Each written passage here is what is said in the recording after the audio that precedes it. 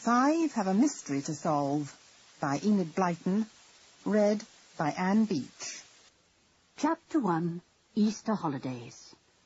The nicest word in the English language is holidays, said Dick, helping himself to a large spoonful of marmalade. Pass the toast, Anne. Mother, do you feel downhearted to have us all tearing about the place again? Of course not, said his mother. The only thing that really worries me when holidays come is food. Food with a capital F. We never seem to have enough in the house when all 3 of you are back. And by the way, does anyone know what has happened to the sausages that were in the larder? Sausages, let me think, said Julian, frowning. Anne gave a sudden giggle. She knew quite well what had happened. Well, Mother, you said we could get our own meal last night as you were out, said Julian. So, we poked about and decided on sausages. Yes, but Julian, 2 whole pounds of sausages, said his mother. I know Georgina came over to spend the evening, but even so... She bought Timmy, said Anne. He rather likes sausages too, Mother. Well, that's the last time I leave the larder door unlocked when I go out, said her mother. Fancy cooking those lovely pork sausages for a dog, especially Timmy, with his enormous appetite. Really, Anne, I meant to have them for our lunch today. Well, we rather thought we'd go and spend the day at Kirin, with George and Timmy, said Dick. That's if you don't want us for anything, Mother. I do want you, said his mother. Mrs. Lehman is coming to tea, and she said she wants to see you about something. The 3 groaned, and Dick protested at once. Oh, Mother, the first day of the holidays, and we have to be in to tea. It's too bad. A glorious spring day like this, too. Oh, we'll be in to tea, all right, said Julian, giving Dick a sharp little kick under the table as he saw his mother's disappointed face. Mrs. Lehman's a nice old thing. She was always giving us little treats when we were little. And she never forgets our birthdays, said Anne. Do you think we could ask George over, too, with Timmy? George will be awfully disappointed if we aren't with her the first day of the Halls. Yes, of course you can, said her mother. Go and ring her up now and arrange it. And don't forget to put our old Tibby cat into the shed with a saucer of milk. She's scared stiff of Timmy. He's so enormous. And please, all of you, try to look clean at tea time. I'll see to Dick and Anne, said Julian, with a grin. I must remember to find their overalls. I'm going to phone George now, this very minute, said Anne, getting up from the table. Do you mind, Mother? I've finished, and I'd like to catch George before she takes Tim for a walk, or does some shopping for Aunt Fanny. Uncle Quentin will be glad to be rid of George, even for a meal, said Dick. He fell over her lacrosse stick yesterday and wanted to know why she left her fishing net about. George didn't know what he was talking about. Poor old Georgina, said his mother. It's a pity that both she and her father had exactly the same hot tempers. Her mother must find it difficult to keep the peace. Ah, here's Anne back again. Did you get George on the phone, dear? Yes, she's thrilled, said Anne. She says it's just as well we're not going to spend the day with her, because Uncle Quentin has lost some papers he was working on, and he's turning the house upside down. George said she will probably be mad as a hatter by the time she arrives this afternoon. Uncle Quentin even made Aunt Fanny turn out her knitting bag to see if the papers were there. Dear old Quentin, said her mother. Such a truly brilliant scientist. Remembers every book he's ever read, every paper he's ever written, and has the finest brain I know, and yet loses some valuable paper or other almost every week. He loses something else every day of the week, too, said Dick with a grin. His temper, poor old George, she's always in some sort of trouble. Well, anyway, she's jolly glad to be coming over here, said Anne. She's biking over with Timmy. She'll be here for lunch. Is that all right, Mother? Of course, said her mother. Now, seeing that you had today's dinner for last night's supper, you'd better do a little shopping for me. What shall we have? Sausages, said everyone at once. I should have thought you were quite literally fed up with sausages after last night's feast, said their mother, laughing. All right, sausages. But Timmy can have a bone, a nice meaty bone. I am not going to buy any more sausages for him. That's quite certain. And shall we get some nice cakes for tea, as Mrs. Lehman is coming, said Anne. Or are you going to make some, Mother? "I'll make a few buns," said her mother, "and you can choose whatever else you like, so long as you don't buy up the shop." The three went off shopping, cycling along the lane to the village. It was a truly lovely spring day. The celandines were golden in the ditches, and daisies were scattered everywhere.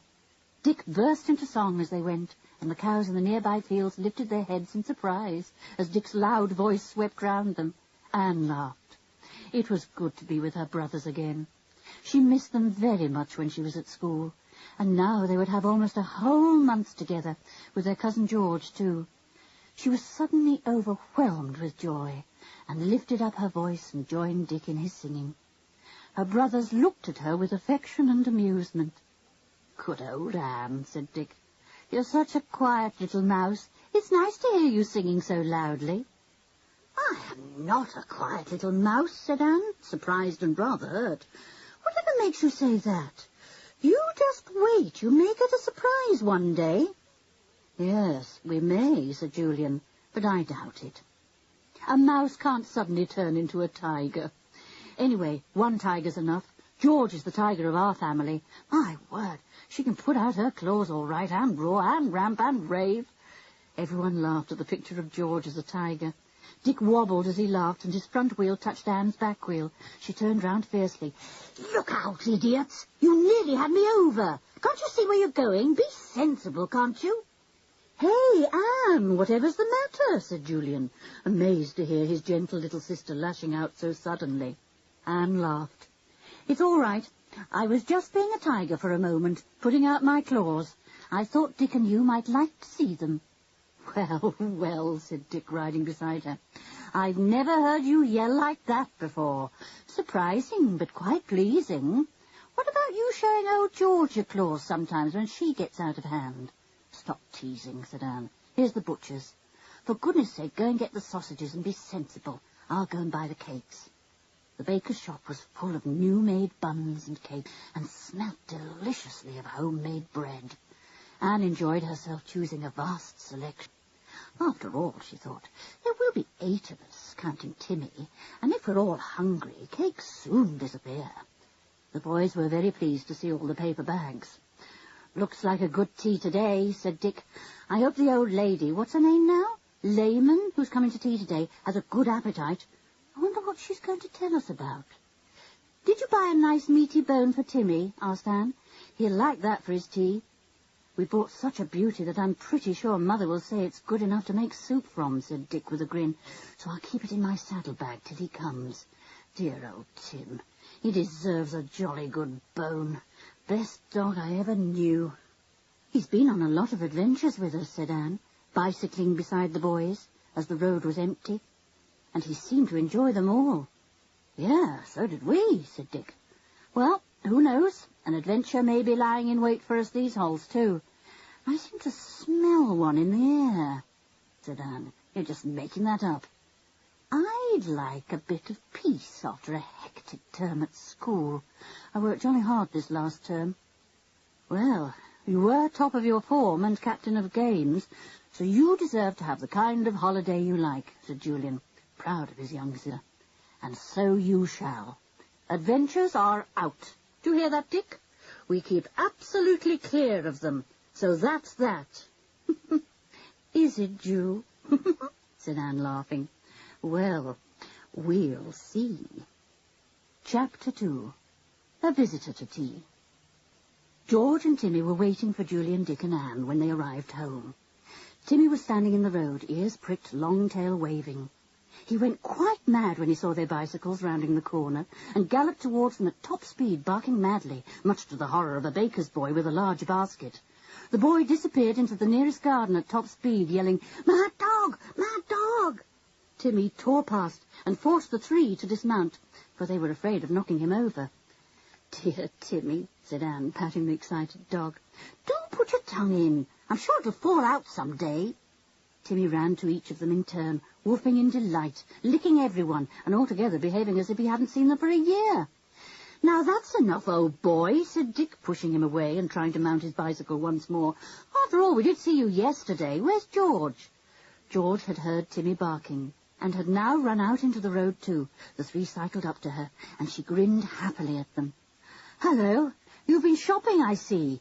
Shut up barking, Timmy. You talk too much. Sorry you couldn't come over to Hill Cottage, but I'm jolly glad you asked me to come to you. My father still hasn't found the papers he's lost, and honestly our place is like a madhouse. Cupboards being turned out, even the kitchen store cupboard. And I left poor Mother up in the loft looking there. Then why Father should think they might be there, I don't know. Poor old George. I can just see your father tearing his hair and shouting, and all the time he's probably put the papers into the waste paper basket by mistake, said Dick with a chuckle. Gracious! We never thought of that, said George. I'd better phone Mother at once and tell her to look. Bright idea of yours, Dick. Well, you go and phone, and we'll put our bikes away, said Julian. Take your nose away from that bag of sausages, Timmy. You're in disgrace over sausages, let me tell you. You're suspected of eating too many last night. He did eat rather a lot, said George. I took my eye off him, and he wolfed quite a few. I say, who's this Mrs. Lehman who's coming to tea? Have we got to stay in and have tea with her? I hope we might be going off for a picnic this afternoon. Nothing doing, old thing, said Dick. Mrs. Lehman is apparently coming to talk to us about something. So we have to be in, with clean hands, nice manners, and everything. So behave yourself, George. George gave him a friendly punch. That's unfair, said Dick. You know I can't punch you back. My word, you should have seen Anne this morning, George. Yelled at me like a tiger howling, and showed her teeth. And don't be an idiot, Dick, said Anne. He called me a mouse, George. He said we'd one tiger, you, and that was enough in the family. So I went for him and put out my claws for a moment and gave him such a surprise. I rather liked it. Good old Anne, said George, amused. But you're not really cut out to be a tiger and rage and roar, you know. I could be if I had to, said Anne obstinately. One of these days I'll surprise you all. You just wait. All right, we will, said Julian, putting his arm round his sister. Come on now. We'd better get indoors before Timmy gets some of the cakes out of the bags. Stop licking that bag, Tim. You'll make a hole in it. He can smell the cherry buns inside, said Anne. Shall I give him one? No, said Julian. Cherry buns are wasted on him, you know that. Don't you remember how he chews the bun part and spits out the cherries? Oh, said Timmy, exactly as if he agreed. He went to sniff at the bag with his bone inside. That's your dinner, Tim, said Anne.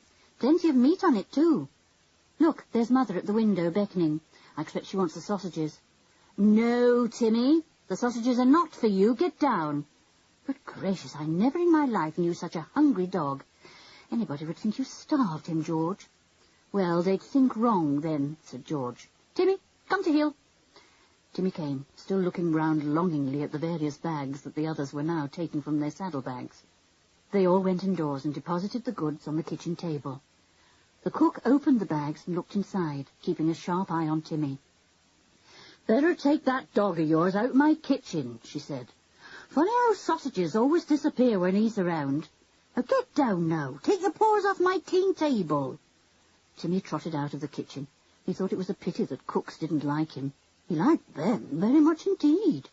They always smelled so deliciously of cooking, and there were always so many tidbits around which he longed for, but was seldom offered. Ah, well, he'd trot into the kitchen again when Cookie had gone upstairs for something. He might perhaps find a few bits and pieces on the floor then. Hello, Georgina, dear, said her aunt, coming into the kitchen. Timmy following her in delight. Timmy, go out of the kitchen. I don't trust you within a mile of sausages. Go on, shoo. Timmy shooed. He liked Anne's mother, but knew that when she said shoo, she meant it. He lay down on a rug in the living room with a heavy sigh, wondering how long it would be before he had that lovely meaty bone. He put his head on his paws and kept his ears pricked for George. He thought it most unfair that George shouldn't be shooed out of the kitchen too. Now, for goodness sake, keep out of my way while I cook the lunch, said Cook to the children milling round her kitchen. And shut the door, please. I don't want that great hungry dog sniffing round me all the time, making out he's starving, when he's as fat as butter. He's not, said George indignantly. Timmy has never been fat in his life. He's not that kind of dog. He's never greedy. Well, he must be the first dog ever born that wasn't greedy, said Cookie. Can't trust any of them. There was that pug dog of Mrs. Lane's, crunched up lumps of sugar whenever it could reach a sugar bowl, and that fat poodle next door came and knocked over the cream that the milkman left outside the back door. Deliberately knocked it over, mark you, and then licked up every drop. His mistress tried to make out he didn't like cream. But you should have seen his nose covered in cream up to his eyes. Timmy looked in at the kitchen door, his nose in the air, for all the world as if he were deeply offended at Cookie's remarks. Julian laughed. "You've wounded his pride, Cookie," he said. "I'll wound him somewhere else, too, if he comes sniffing round me when I'm cooking," said Cookie. That made George give one of her scowls, but the others couldn't help laughing. The morning went very pleasantly. The five went down to the beach and walked around the high cliffs, enjoying the stiff breeze that blew in their faces. Timmy raced after every seagull that dared to sit on the smooth sand, annoyed that each one rose up lazily on great wings as soon as he almost reached it. They were all hungry for their dinner, and not one single morsel was left when they'd finished. Cookie had made a tremendous steam pudding with things of treacle, which was, as usual, a huge success. "Wish I had a tongue like Timmy's and could lick up the lovely treacle left on the bottom of the dish," said George. "Such a waste." "You certainly won't be able to eat any tea, I'm sure of that," said her aunt. But of course she was wrong. When tea time came, they all felt quite ready for it, and were most impatient when Mrs. Lehman was late. The tea looked lovely, laid on a big table over a white lace cloth. The children sat and looked at it longingly. When would Mrs. Lehman arrive? "I begin to feel I'm not going to like Mrs. Lehman," said George at last. "I can't bear looking at those cream cakes when I'm hungry." The front doorbell rang. Hurrah! Then in came a cheerful, smiling old lady, nodding to everyone, very pleased to see such a nice little party waiting for her. "This is Mrs. Lehman, children," said Julian's mother. "Sit down, Mrs. Lehman. We're delighted to have you." "Well, I've come to ask the children something," said Mrs. Lehman. "But we'll have tea first, and then I'll say what I've come to say. My, what a wonderful tea! I'm glad I feel hungry." Everyone else was hungry too, and soon the bread and butter, the sandwiches, the buns, the cakes, and everything else disappeared. Timmy sat quietly by George, who slipped him a titbit again, when no one was looking. Mrs. Lehman chatted away. She was a most interesting person, and the children liked her very much. "Well, now," she said when tea was finished, "I'm sure you must be wanting to know why I asked to come to tea today. I wanted to ask your mother, Julian, if there was any chance of you three and this other boy here, what's his name? George. Would you like to help me out of a difficulty?" Nobody pointed out that George was a girl, not a boy, and that George was short for Georgina. George, as usual, was pleased to be taken for a boy. They all looked at Mrs. Lehman, listening to her with interest. "It's like this," she said. "I've a dear little house up on the hills overlooking the harbour, and I've a grandson staying with me there, Wilfred. Well, I have to go and look after a cousin of mine who's ill, and Wilfred can't bear to be left alone. I just wondered if your mother would allow you children to share the little house with Wilfred, and, well, keep him company. He feels a bit scary being on his own. I've a good woman there who comes in to cook and clean. But poor Wilfred's really scared of being in such a lonely place high up on the hill." "You mean that lovely little house with the wonderful view?" said Julian's mother. "Yes, it's rather primitive in some ways. No water laid on, only just a well to use, and no electricity or gas, just candles or an oil lamp. Maybe it sounds too old-fashioned for words, but honestly, the view makes up for it. Perhaps the children would like to come over and see it before they decide." Mrs. Lehman looked earnestly round at everyone, and nobody knew quite what to say. "Well, we'll certainly come and see it," said Julian's mother, "and if the children feel like it, well, they can stay there. They do like being on their own, of course." "Yes," said Julian, "we'll come and see it, Mrs. Lehman. Mother's going to be busy with the bazaar soon. She'll be glad to get us out of the way. And, of course, we do like being on our own." Mrs. Lehman looked extremely pleased. "Tomorrow, then," she said, "about 10 o'clock. You'll love the view. Wonderful, wonderful. You can see right over the great harbour for miles around. Well, I must be going now. I'll tell Wilfred you children may be keeping him company. He's such a nice lad, so helpful. You'll love him." Julian had his doubts about the nice, helpful Wilfred. He even wondered if Mrs. Lehman wanted to get away from Wilfred and leave him to himself. No, that was too silly. Anyway, they'd soon see what the place was like tomorrow. "It would be fun to be on our own again," said George, when Mrs. Lehman had gone. "I don't expect this Wilfred would be any bother. He's probably just a silly kid, scared of being left alone. Though apparently there is a woman there. Well, we'll go tomorrow. Maybe the view will make up for dear Wilfred." Chapter 3. The Cottage on the Hill and Wilfred. Next day the children prepared to go and see the cottage belonging to Mrs. Lehman. "You coming too, Mother?" asked Julian. "We'd like your advice." "Well, no, dear," said his mother. "I've rather a lot to do. There's a meeting on at the village hall, and I promised to go to it." "You're full of good works, Mother," said Julian, giving her a hug. "All right, we'll go by ourselves. I dare say we shall know at once whether we'd like to stay in the cottage or not. Also, we must know what this Wilfred is like.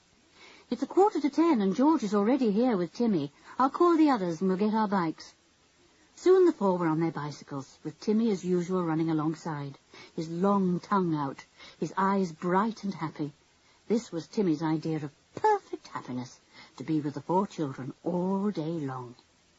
They went along a road that ran on the top of a hill. They swung round a corner, and there, spread far below them, was a great sea vista that included a wonderful harbour, filled with big and little ships.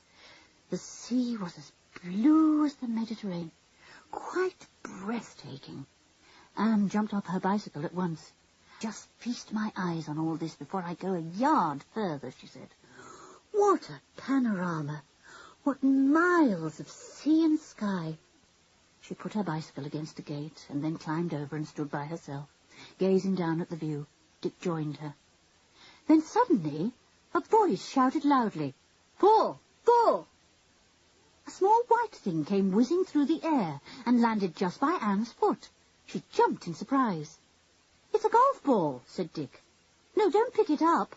Whoever's playing with it has to come and hit it from exactly where it fell. Good thing you weren't hit, Anne. I didn't realize that this gate led onto a golf course." "We ought to have a walk over it," said Anne. "Just look at those gorse bushes over there, absolutely flaming with yellow blossom, and all the tiny flowers springing up everywhere. Speedwell and coltsfoot and daisies and celandines. Beautiful. And oh, what a view!" "Yes, and if Mrs. Lehman's cottage has a view anything like this, I'd certainly like to stay there," said Dick. "Think of getting out of bed in the morning and seeing this enormous view out of the window, the harbour, the sea beyond, the hills all round, the great spread of sky." "You ought to be a poet, Dick," said Anne in surprise. The golfers came up at that moment, and the children stood aside and watched one of them address the ball, and then strike it easily and strongly. The ball soared through the air and landed far away on a smooth green fairway. "Good shot," said the man's partner, and the two sauntered off together. "Funny game, really," said Anne, "just hitting a ball all round the course." "Wish I had some clubs," said Dick. "I'm sure I could hit some smashing shots." "Well, if that cottage is anywhere near the golf course, perhaps you could pay to have a lesson," said Anne. "I bet you could hit a ball as far as that man." The others were now yelling for them to come back, so they went to fetch their bicycles. Soon they were all riding along the road again. "We have to look for a small white gate with Hill Cottage painted on it," said George, "on the hillside facing the sea." "There it is," cried Anne. "We'll pile our bicycles together against the hedge and go in at the gate." They left their bicycles in a heap and went through the gate. Not far to the left stood a funny old cottage, its back to them, its front looking down the steep hill that ran towards the great harbour and the sea beyond. "It's like a cottage out of an old fairy tale," said Anne. "Funny little chimneys, rather crooked walls, a thatched roof, all uneven. What tiny windows! They walked down a little winding path that led to... They soon came to a well, and leaned over it to see the water deep down. "So that's the water we'd have to drink," said Anne, wrinkling up her nose. "And we'd have to let down the bucket by winding this handle, and down it would go on the rope. Do you suppose the water is pure?" "Well, seeing that people must have drunk it for years on end, the ones living in that cottage anyway, I should imagine it's all right," said Julian. "Come on, let's find the front door of the cottage, if it has one." It had one wooden door, hung rather crooked, with an old brass knocker. It faced down the hill, and was flanked on each side by small windows. 2 other small windows were above. Julian looked at them. The bedrooms would be very small, he thought. Would there really be room for them all? He knocked at the door. Nobody came to open it. He knocked again, and then looked for a bell, but there wasn't one. "See if the door is unlocked," said Anne. So Julian turned the handle, and at once the door gave under his hand. It opened straight into a room that looked like a kitchen living room. Julian gave a shout. "Anyone at home?" There was no answer. "Well, as this is obviously the cottage we were meant to see, we'd better go in," said Julian, and in they all went. It was old, very old. The carved wooden furniture was old too. Ancient oil lamps stood on 2 tables in the room, and in a recess there was an oil stove with a saucepan on top.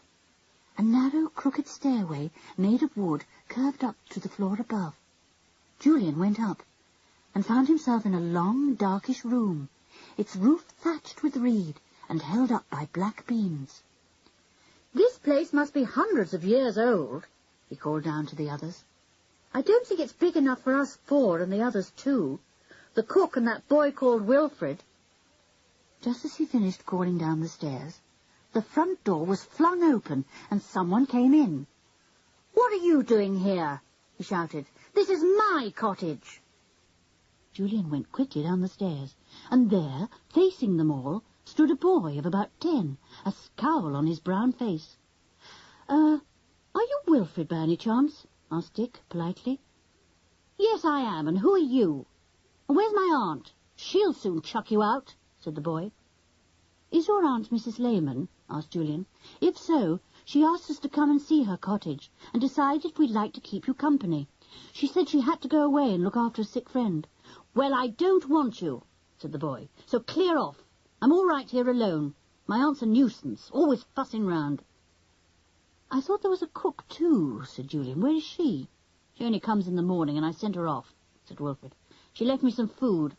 I want to be alone. I don't want you, so clear off." "Don't be a fathead, Wilfred. You can't live all alone here. You're just a kid." "I shan't be living all alone. I've plenty of friends," said Wilfred defiantly. "You can't have plenty of friends here in this lonely place, with only the hills and sky around you," said Dick. "Well, I have," said Wilfred, "and here's one, so look out." And to the horror of the 2 girls, he put his hand into his pocket and brought out a snake. Anne screamed and tried to hide behind Julian. Wilfred saw her fright and came towards her, holding the snake by its middle, so it swayed to and fro, its bright little eyes gleaming. "Don't be scared, Anne," said Julian. "It's only a harmless grass snake. Put the creature back into your pocket, Wilfred, and don't play the fool. If that snake is the only friend you have, you'll be pretty lonely here by yourself." "I've plenty of friends, I tell you," shouted Wilfred, stuffing the snake back into his pocket. "I'll hit you if you don't believe me." "Oh, no, you won't," said Dick. "Just show us your other friends. If they're kids like you, it's just too bad." "Kids? I don't make friends with kids," said Wilfred scornfully. "I'll show you I'm speaking the truth.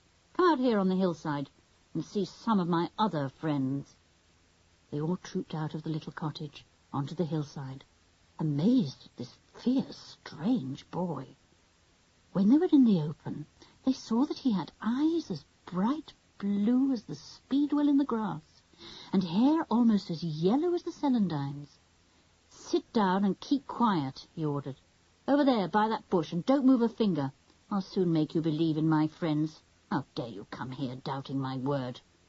They all sat down obediently beside the gorse bush, puzzled and rather amused.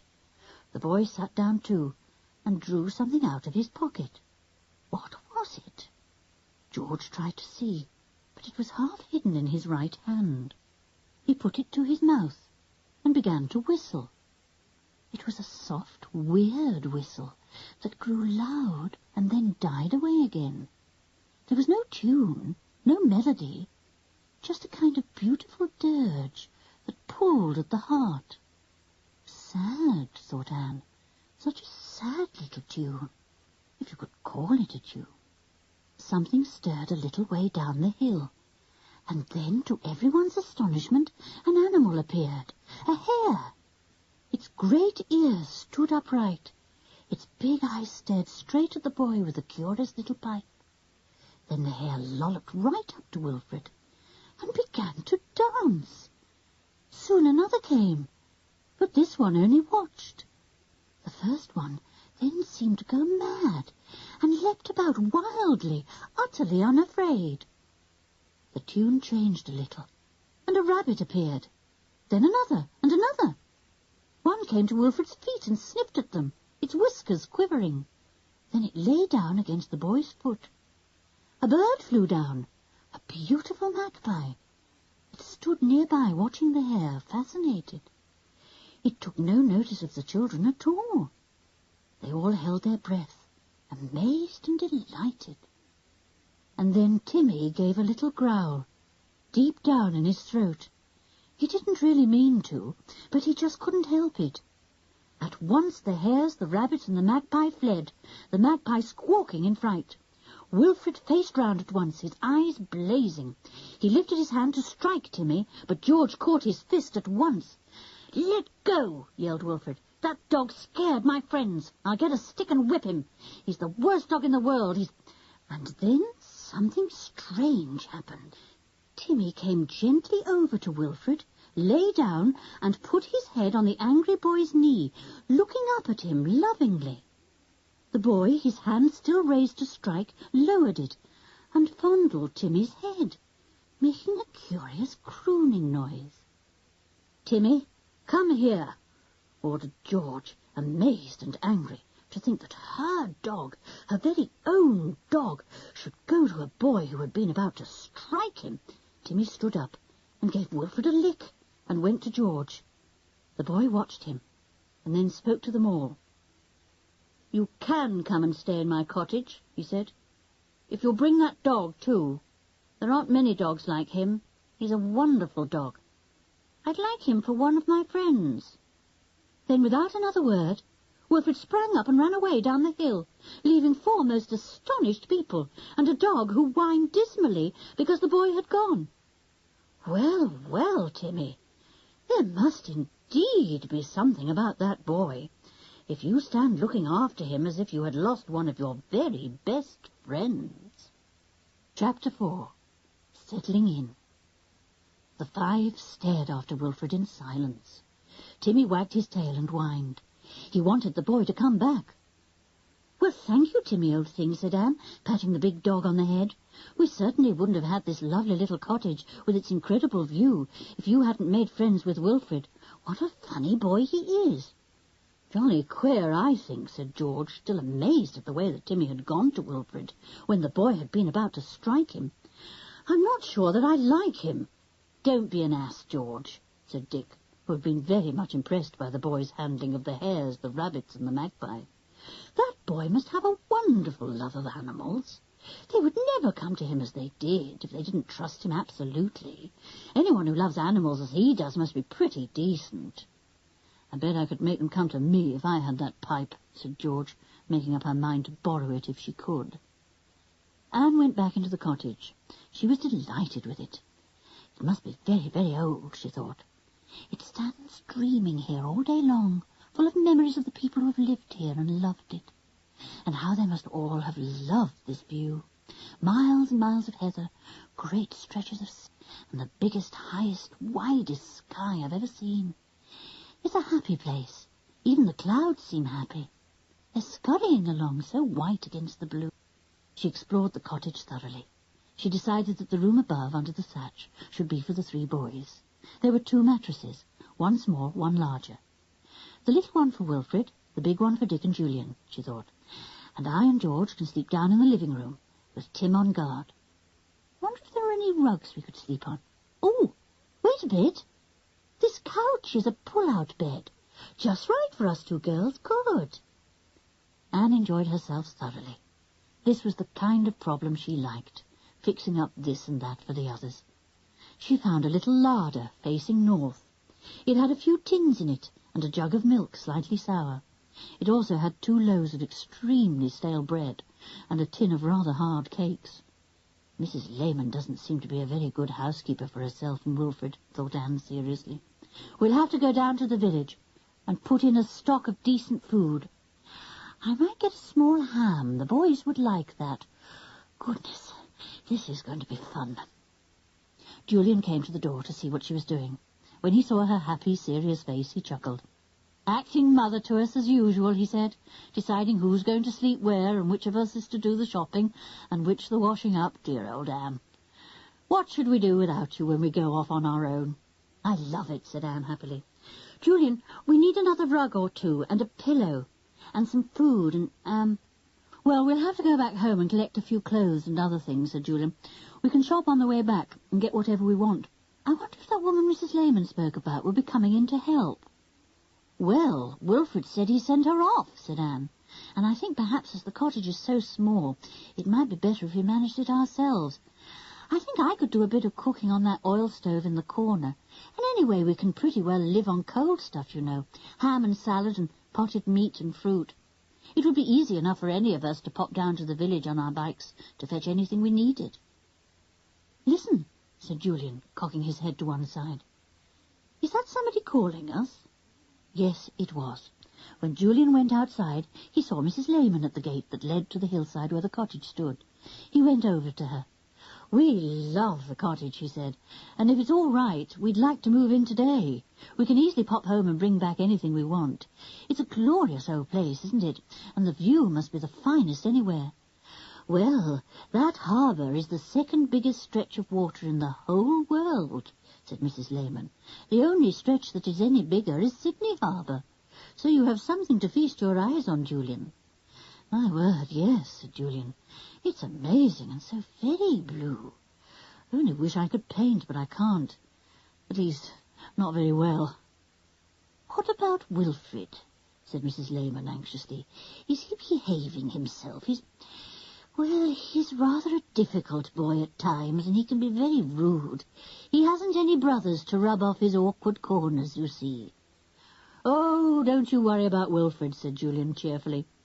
He'll have to toe the line and do as he's told. We all do our bit when we're away together. He's a wonder with animals, isn't he? Well, yes, I suppose he is, said Mrs. Lehman. Though I can't say I like pet snakes or pet beetles and owls that come and hoot down the chimney at night to find out if Wilfred will go out and hoot back to them. Julian laughed. We shan't mind that, he said. And he's managed to get over what might have been our biggest difficulty. He's made friends with our dog, Timmy. In fact, he informed us that if Timmy stayed, we could all stay, but only if Timmy stayed. Mrs. Lehman laughed. That's so like Wilfred, she said. He's an odd boy. Don't stand any nonsense from him. We shan't, said Julian cheerfully. I'm surprised he wants to stay on with us, actually.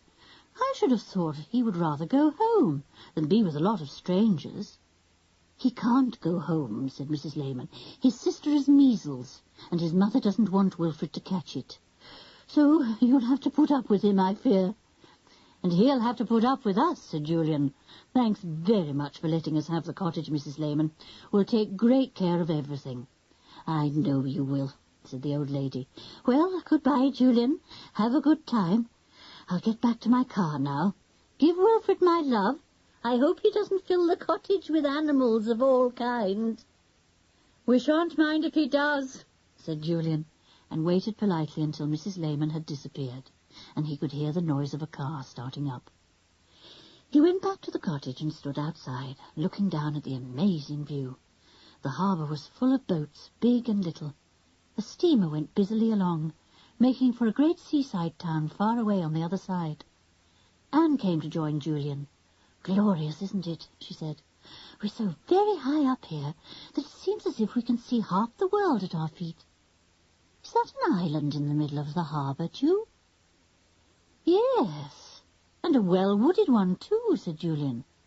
I wonder what it's called and who lives there. I can't see a single house there, can you? Dick called to Anne. Anne, George and I are going to fetch our bikes and ride down to the village. Give us your shopping list, will you? Julian, is there anything special you want us to pack for you at home and bring back besides your night things and a change of clothes? Yes, don't go off yet, called Julian, hurrying into the cottage. I've made a list somewhere. I think I'd better go with you. There'll be food and other things to bring back, unless Mother would bring everything up by car this afternoon. Yes, that's a good idea, said Dick. We'll go to Hill Cottage first and get George's things, and then home to get ours. I'll leave all the shopping with Mother, and all our luggage, so that she can pop up here in the car with it. She'll love the view. I'll stay behind and tidy up the cottage, and find out how the stove works, said Anne happily. I'll have everything neat and tidy by the time Mother comes this afternoon, Dick. Oh, here's Julian with the list. Why don't you go off on your bike with George and Dick, Julian? I'll be quite happy here, messing about. Yes, I'm going to, said Julian, putting his list into his pocket. Look after yourself, Anne. We'll take Timmy with us to give him a run.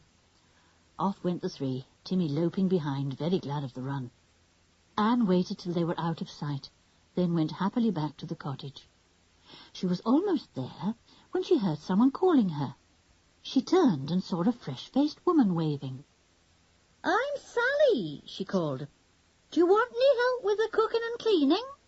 Wilfred told me not to come any more, but if you want me, I will. Oh, I think we can manage, Sally, said Anne. There's so many of us now, we can do all the jobs. Did you sleep here? Oh, no, miss, said Sally, coming up. I just came in to help, and then went back home. You tell me if you want me any time, and I'll gladly come. Where's that monkey of a Wilfred? He spoke to me very rudely this morning, the young varmint.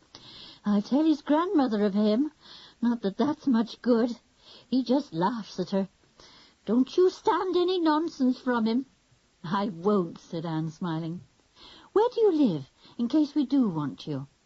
Just the other side of the road, in the small wood there, said Sally. You'll see my tiny cottage when you go by the wood on your bikes. She disappeared up the hill and across the road there. Anne went back happily to her household tasks. She cleaned out the little larder, and then found a pail and went to the well. She hung the pail on the hook at the end of the rope, and then worked the old handle that let the pail down to the water, swinging on the rope. Splash! It was soon full, and Anne wound it up again. The water looked crystal clear and was as cold as ice. But all the same, Anne wondered if she ought to boil it. Someone came quietly behind her and jumped at her with a loud howl. Anne dropped the pail of water and gave a scream. Then she saw it was Wilfred, dancing round her, grinning. Idiot, she said. Now you just go and get some more water. Where's that big dog? Demanded Wilfred, looking all round. I can't see him. You can't any of you stay here unless you have that dog. I like him. He's a wonderful dog. He's gone down to the village with the others, said Anne. Now will you please pick up that pail and get more water? No, I won't, said Wilfred. I'm not your servant. Get it yourself. Very well, I will. But I'll tell George, who owns Timmy, how rude you are. And you may be quite sure that Timmy won't be friends with you. I'll get the water, shouted Wilfred, and snatched the pail. Don't you dare to tell George or Timmy tales of me. Don't you dare. And off he went to the well and filled the pail. Well, what a time they were all going to have with such a very peculiar boy. Anne didn't like him at all. Chapter 5. Wilfred is most annoying, and Anne is most surprising. Wilfred brought back the pail to Anne and dumped it down. Like to see my pet beetles? He said. No, thank you, said Anne. I don't like beetles very much. Well, you ought to, said Wilfred. I've two very beautiful ones. You can hold them if you like. Their tiny feet feel very queer when they walk all over your hand. I don't mind beetles, But I don't want them walking over my hands, said poor Anne, who really was a bit afraid of what she called creepy-crawly things. Do get out of my way, Wilfred. If you had any manners, you'd carry that pail indoors for me. I haven't any manners, said Wilfred. Everybody tells me that. Anyway, I don't want to carry your pail, if you don't want to see my beetles. Oh, go away, said Anne, picking up the pail herself. Wilfred went to a little thick bush and sat down by it. He put his face almost on the grass and looked under the bush. Anne felt uncomfortable. Was he going to call his beetles out? She couldn't help putting down her pail and standing still to watch. No beetles came out from it, but something else did. A very large, awkward-looking toad came crawling out and sat there, looking up at Wilfred with the greatest friendliness. Anne was amazed. How did Wilfred know the toad was there? And why in the world should it come out to see him? She stood and stared and shivered, because she really did not like toads. I know they have beautiful eyes and are intelligent and eat all kinds of harmful insects, but I just can't go near one, she thought. Oh, goodness, Wilfred's tickling its back, and it's scratching where he's tickled it, just like we would. Come and say how do you do to my pet toad, called Wilfred. I'll carry a pail for you then. Anne picked up her pail in a hurry, afraid that Wilfred might whistle up a few snakes next. What a boy! How she wished the others would come back. Why, Wilfred might own a boa constrictor, or have a small crocodile somewhere, or... Oh, but no, she was being silly. If only the others would come back. To her horror, the toad crawled right onto Wilfred's hand and looked up at him out of its really beautiful eyes. This was too much for Anne. She fled into the cottage, spilling half the water as she went. I wish I was like George, she thought. She wouldn't really mind that toad. I'm silly. I ought to try and like all creatures. Oh, my goodness! Look at that enormous spider in the corner of the sink. It's sitting there, looking at me out of its 8 eyes. Wilfred, Wilfred, please come and get this spider out of the sink for me. Wilfred sauntered in, fortunately without the toad. He held his hand out to the spider and made a curious clicking, ticking noise. The spider perked up at once, waved 2 curious little antennae about, and crawled across the sink to Wilfred's hand. Anne shuddered. She simply couldn't help it. She shut her eyes, and when she opened them, the spider had gone, and so had Wilfred. He's now teaching it to dance or something, she thought, trying to make herself smile. I can't think how insects and animals and birds like him. I simply can't bear him till I'd run miles away from him. This curious attraction he has for creatures of all kinds. Wilfred had completely disappeared, and Anne thankfully went on with her little jobs. I'll tidy up the loft where the boys will sleep. I'll wash this living-room floor. I'll make a list of the things in the larder. I'll clean that dirty window over there. Good gracious, what's that noise? It was the sound of magpies chattering noisily. A harsh but pleasant noise. Anne peered out of the little cottage window. Well, what a sight! There stood Wilfred in front of the window, a magpie on each outstretched hand, and one on the top of his head. It stood there, chattering loudly, and then turned round and round, getting its feet mixed up in the boy's thick hair. Come out here, and I'll tell one of my magpies to sit on your head too, shouted Wilfred. It's such a nice feeling. Or would you like a young rabbit to cuddle? I'll call one for you with my little pipe. I don't want a magpie on my head, said Anne desperately. For goodness sake, get a nice little baby rabbit. I'd like that. Wilfred jerked the magpies off his hands and shook his head violently, so that the third one flew up, squawking cheerfully. He then sat down and pulled out his queer little whistle-pipe, as Anne called it. She watched, fascinated, as the strange little dirge-like tune came to her ears. She found her feet walking to the door. Good gracious! Could there be some peculiar kind of magic in that pipe that made her go to Wilfred, just as the other creatures did? She stopped at the door, just as a baby rabbit came lolloping round a tall clump of grass. It was the funniest, roundest, dearest little thing, with a tiny bobtail and big ears. It went straight to Wilfred and nestled against him. The boy stroked it and murmured to it. Then he called to Anne softly. "Well, here's the baby rabbit you asked for. Like to come and stroke it?" Expecting the rabbit to bolt at once, Wilfred continued to fondle it, and the little thing looked at him with big, unwinking eyes. Anne bent down to stroke it, but immediately it leapt in fright and fled into the grass. "Oh, dear, why did it do that?" said Anne, disappointed. "It was quite all right with you. Wilfred, how do you get all these creatures to come to you?" "Shan't tell you," said Wilfred, getting up. "Is there anything to eat in the cottage? I'm hungry." He pushed Anne aside and went into the cottage. He opened the larder door and took down a tin. There was a cake inside, and he cut off a huge piece. He didn't offer Anne any. "Couldn't you have cut me a piece too?" said Anne. "You really are a rude boy."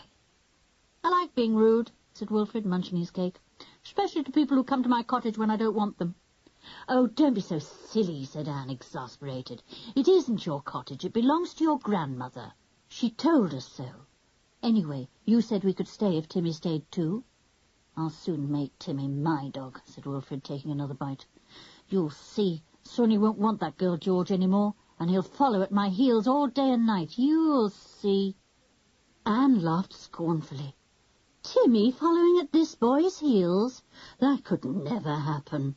Timmy loved George with all his doggy heart. He would never desert her for Wilfred, no matter how much he whistled on pipes, or put on his special croony voice. Anne was absolutely certain of that. "If you laugh at me, I'll call up my grass snake and my adder," said Wilfred fiercely. "Then you'll run for miles."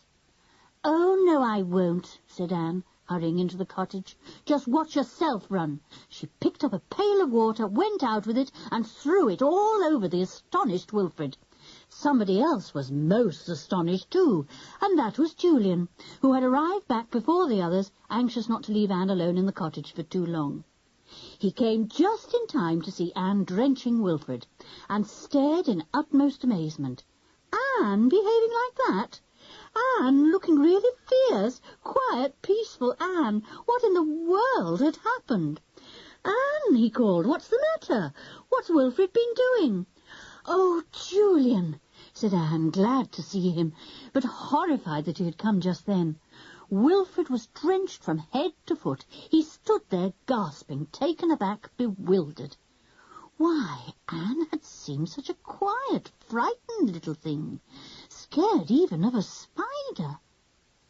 "That girl," said Wilfred, half choking, shaking the water off himself. "That bad, wicked girl. She's like a tiger. She sprang at me and threw the water all over me.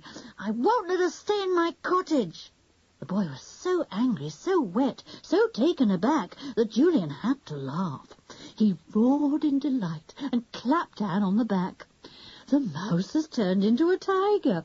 Well, you said you might one day, Anne, and you haven't lost much time. Let me see if you've grown claws." He took Anne's hands and pretended to examine her nails. Anne was half laughing, half crying now, and pulled her hand away.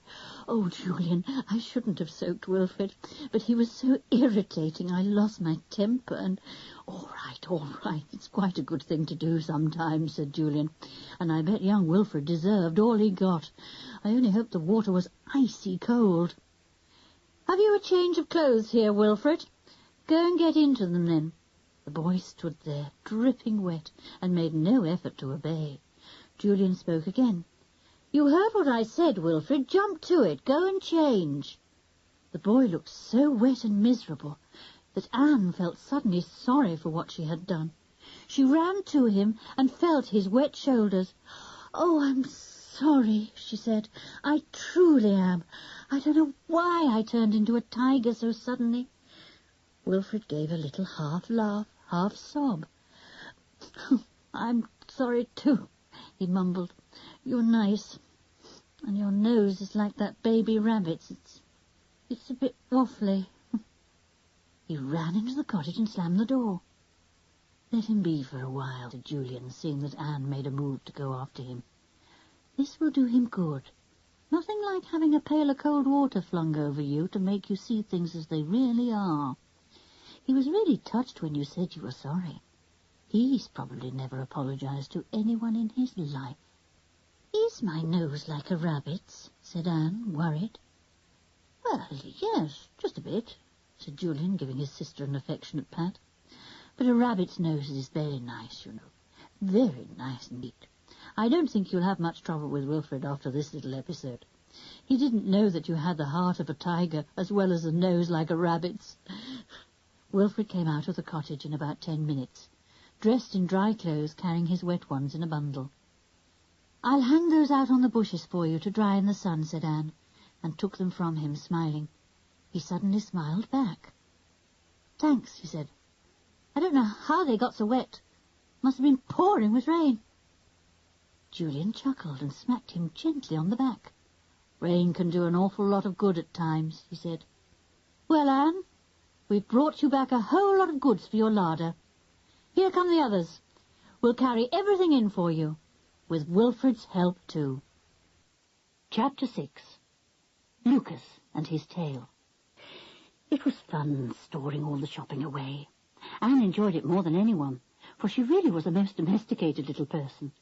A real homemaker, said Dick appreciatively, when he saw how neat and comfortable she had made the loft where the 3 boys were to sleep. Just about room for the 3 of us, plus all the baggage in the corner. And how good the larder looks! Anne looked at her well-stored larder and smiled. Now she could give her little family really nice meals. All those tins, she read the names on them. Fruit salad, tinned pears, tinned peaches, sardines, ham, tongue. A new cake in that round tin, big enough to last for at least 3 days. Biscuits, chocolate wafers, good old Julian.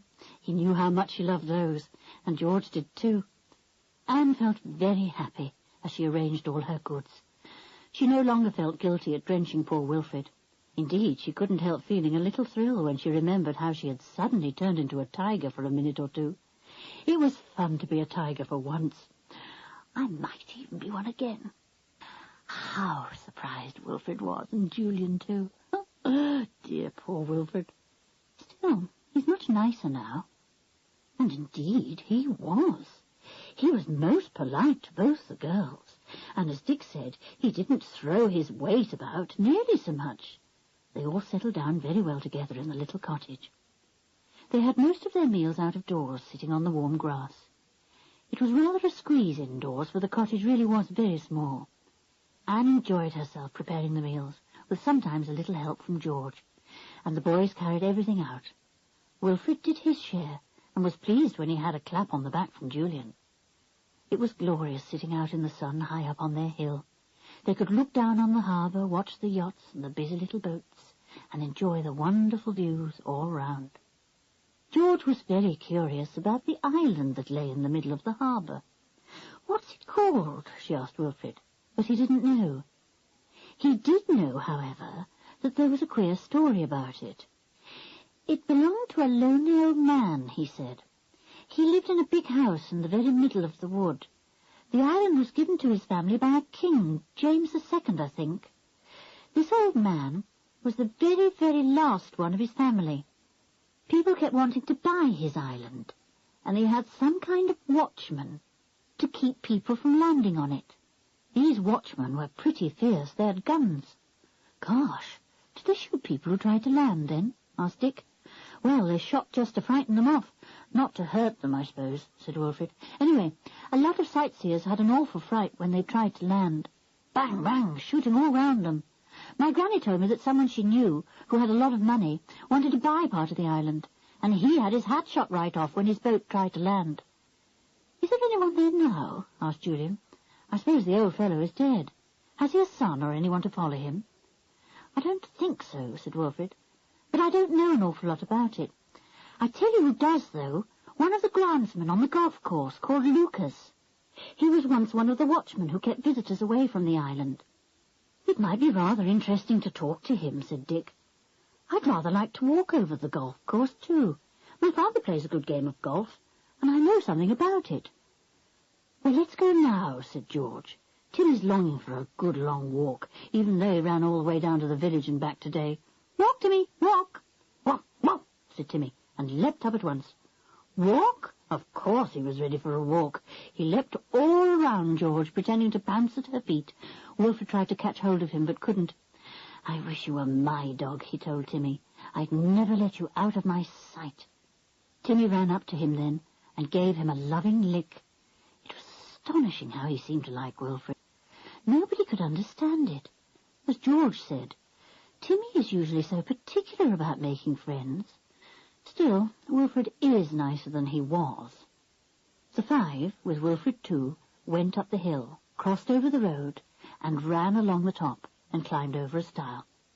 They found themselves on one of the fairways of the golf course, not far from a green, in which stood a pole with a bright red flag waving at the top. Wilfred knew very little about the game of golf, but the others had watched their parents play many a time. "Look out! Someone's going to pitch his ball on this green," said Julian, and they stood by the hedge to watch the man play his ball. He struck it beautifully with his club, and the ball rose and fell right onto the green. It rolled to within about a foot of the hole in which the flagpole stood. Timmy ran forward a few steps, as he always did when a ball rolled near him. Then he remembered that this was golf, and he must never, never touch a ball on the fairway or on the green. The players passed by and went on with their game. Then they disappeared to play off another tee. "Well, let's see if we can find Lucas now," said Wilfred, crossing the fairway to where he could get a good look over the course. "You'll like him. There's not much he doesn't know about the animals and birds here. I think he's a wonderful man." Wilfred stood on the slope of a hill and looked all round. "There he is," he said, pointing to where a man was trimming up a ditch. "See? Down there. He's using his billhook to make things tidy." They went down the hill towards the ditch at the bottom. "I bet there's an awful lot of balls in that ditch," said Wilfred. "Hey, Lucas! How are you?" "Afternoon, young sir," said the groundsman, turning towards them. His face was as brown as a well-ripened nut, and his arms and shoulders were even browner. He wore no shirt or vest, and his dark, deep-set eyes twinkled as they took in the 5 children and the dog. He held out a brown hand to Timmy, who licked it gravely, wagging his tail. Then Timmy smelt Lucas all over, and finally lay down with his head on the man's feet. "Ha!" said Lucas to Timmy, and gave a loud, hearty laugh. "Think I'm a-going to stand here all afternoon, do you? Well, I ain't. I got work to do, old dog, so get up. You're a right good un, you are, laying on my foot so's I can't move a step. Want me to stop and have a rest, don't you?" "Lucas, we came to ask you something," said Wilfred. "About the island in the harbour. What's its name? And does anyone live there now?" "We can see it from that little cottage almost at the top of the hill on the other side of the road," said Dick. "It looks awfully quiet and lonely." "And so it is," said Lucas, sitting down on the bank of the ditch. Timmy at once sat up beside him, sniffing him with pleasure. He put his arm round the dog and began to talk, his bright eyes going from one to the other of the children. He was so friendly, so completely natural, that the children felt he was an old, old friend. They sat down too, sniffing the smell of the gorse bushes nearby. "They smell like coconut. Yes, just like coconut." "Well, now, that island's always been a mystery place. It's called Wailing Island by some folks, because the wind makes a right queer wailing noise round some of its high cliffs. And others call it Whispering Island, because it's full of trees that whisper in the strong winds that always blow across it. But most of us call it Keep Away Island, and that's the best name of all, for there's never been any welcome there, what with the dark cliffs, the cruel rocks, and the dense wood." Lucas paused and looked at the listening faces round him. He was a born storyteller, and knew it. How often Wilfred had listened to his tales of the birds and animals he met during his work on the course. Lucas was one of the few people that the boy admired and loved. "Do go on, Lucas," said Wilfred, touching the man's bare, warm arm. "Tell us about the rich old man who hated everyone and bought the island years ago." "I'm telling the story my own way," said Lucas, with great dignity. "You sit patient now, or I'll start my ditching again. Sit like this dog, see? He don't even twitch a muscle, good dog that he is. Well, now, about this rich old man. He was so afraid of being robbed, but he bought that lonely island. He built himself a great castle right in the middle of the thick woods, cut down about 100 trees to make room for it, so the story goes, and brought every single stick and stone from the mainland. Did you see the old quarry on this here golf course as you came along to me? Yes, we did, said Julian, remembering. I felt sorry for anyone who sent a golf ball there. Well, young sir, out of that quarry came the great stones that the old man used for his castle, said Lucas. 'Tis said that big, flat-bottomed boats had to be made to ferry the stones across to the island.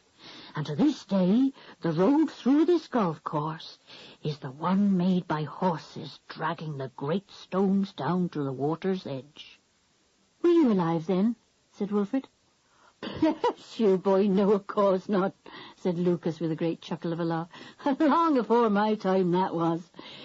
Well, the stone house or castle, whatever you like to call it, was built. And the old man brought to it all kinds of treasures, beautiful statues, some of gold, it was said, but that I disbelieve. Oh, many's a queer tale I've heard of what that rich old man took over to Whispering Island. A great bed made of pure gold and set with precious stones. A necklace of rubies as big as pigeons' eggs. A wonderful sword with a jewelled handle worth a king's fortune. And other things I disremember. He paused and looked around. Julian asked him a quick question. What happened to all those things? Well, now, he fell foul of the king of the land, and one morning, what did he see landing on the shores of his island but ships of all kinds, said Lucas, enjoying the rapt attention of his audience. A lot of them were sunk by the wicked rocks, but enough men were left to storm the queer stone castle in the wood, and they killed the old man and all his servants. Did they find the treasures the old fellow had collected? Asked Dick. Never a one, said Lucas. Never a one. Some say it was all a tale. The old man never did bring any wonders there, and some say they're still there on Whispering Island. Myself, I think it's all a yarn, but a good yarn at that. Who owns the island now? Asked Dick. Well, an old fellow and his wife went to live there. Maybe they paid rent to the crown for it, maybe they bought it, but they didn't care for anything except for the birds and the animals there, said Lucas, picking up his curved bill hook again and hacking lightly at some briars. They wouldn't allow nobody there, and it was they who kept the gamekeepers with guns to frighten away sightseers. They wanted peace and quiet for themselves, and for all the wild life on the island, and a fine idea, too. Many's a time when I was there with the other keepers, 3 of us there were, many a time I've had rabbits gambolling over my feet, and snakes gliding by me, and the birds as tame as canaries. I'd love to go there, said Wilfred, his eyes shining. I'd have a good time with all the wild creatures. Can anyone go there now? No, said Lucas, getting up. Not a soul has lived in the old stone castle since the old man and his wife fell ill and died. The place is empty. The island belongs to a great-nephew of the old couple now, but he never goes there. Just keeps a couple of men on the island to frighten off visitors. Pretty fierce they are, so I've been told. Well, there you are. That's the story of Whispering Island. Not very pleasant. A bit grim and ugly. It belongs to the birds and beasts now, and good luck to them. Thank you for telling us the story, said Anne. The old countryman smiled down at her, his eyes wrinkling, and his brown hand patting her cheek. I'll be off to my edging and ditching again, he said, and I'll feel the sun warm on my bare back, and hear the birds a-singing to me from the bushes. That's happiness enough for anyone, and a pity it is that more folks don't know it. Chapter 7. Up on the golf course. The children walked round the golf course together, after talking to old Lucas. We must keep out of the way of anyone playing, said Dick, or we might get hit on the head with a ball. Hey, Timmy, what are you doing in the bracken? Timmy came out with something in his mouth. He dropped it at George's feet. It was a golf ball, fairly new. George picked it up. "What do we do with this?" she said. "There's no golfer near us. It must be a lost ball." "Well, all balls lost on golf courses should be taken into the Pro," said Julian. "By right, they belong to him if found on the course." "What's a Pro?" asked Anne. "A professional golfer, a man who is very, very good at the game and is in charge of a golf course," explained Julian. "Well, I'm blessed. Here comes old Tim again with another ball. Timmy, we ought to hire you out to golfers who keep losing their balls. You'd save them no end of trouble." Timmy was pleased to be patted and praised. He set off into the rough again at once, sniffing here and there. "Anyone would think that golf balls smelt like rabbits or something, the way Timmy sniffs them out," said Anne, as Timmy ran up with yet another ball. "My word, golfers must be jolly careless, losing so many balls." They went on round the course, which was set with great stretches of gorse, full of brilliant blossom. A baby rabbit fled from the bracken as Timmy nosed there for balls. Timmy chased it, and the frightened little creature dodged this way and that, trying to escape. "Let it go, Tim, let it go!" yelled George, but Timmy was much too excited to pay any attention. Wilfred suddenly bent down as the rabbit raced near him, and gave a curious low whistle. The rabbit swerved, came straight towards him, and leapt into his arms, lying there trembling. Timmy jumped up to it at once, but George dragged him away. "No, Timmy! Sorry, but no! You can't have the little thing. Down, down, I say!" Timmy gave George a disgusted look, and pattered off into the bracken, nosing for balls again. He was very cross with George. Rabbits were meant to be chased, weren't they? Why did George have to spoil his fun? George stared at Wilfred. The rabbit was still nestling in his arms, and he was making a curious noise to it. The tiny thing was trembling from head to tail. Everyone watched it, glad that it was safe. They were all silent, astonished at the way that Wilfred had rescued the little creature. How had the rabbit known that Wilfred's arms were ready to save it? He took it to the bracken, dropped it gently, and watched it race like lightning to the nearest burrow. Then he turned and patted Timmy, who stood silently by, watching. "Sorry, Tim," he said. "It's so little, and you're so big." "Oh!" Exactly as if he understood, and he gave Wilfred's hand a quick lick. Then he pranced round the boy, barking, as if he wanted a game, and Wilfred raced off with him at top speed. The others followed, impressed once again by Wilfred's uncanny way with animals. He was such a horrid little boy in some way, so rude, so mannerless, so selfish. Then how was it that animals liked him so much? George frowned. She thought it was all wrong that animals should love Wilfred and go to him. Why, even Timmy was all over him. If she wasn't careful, he would spend more time with Wilfred than with her. That would never do.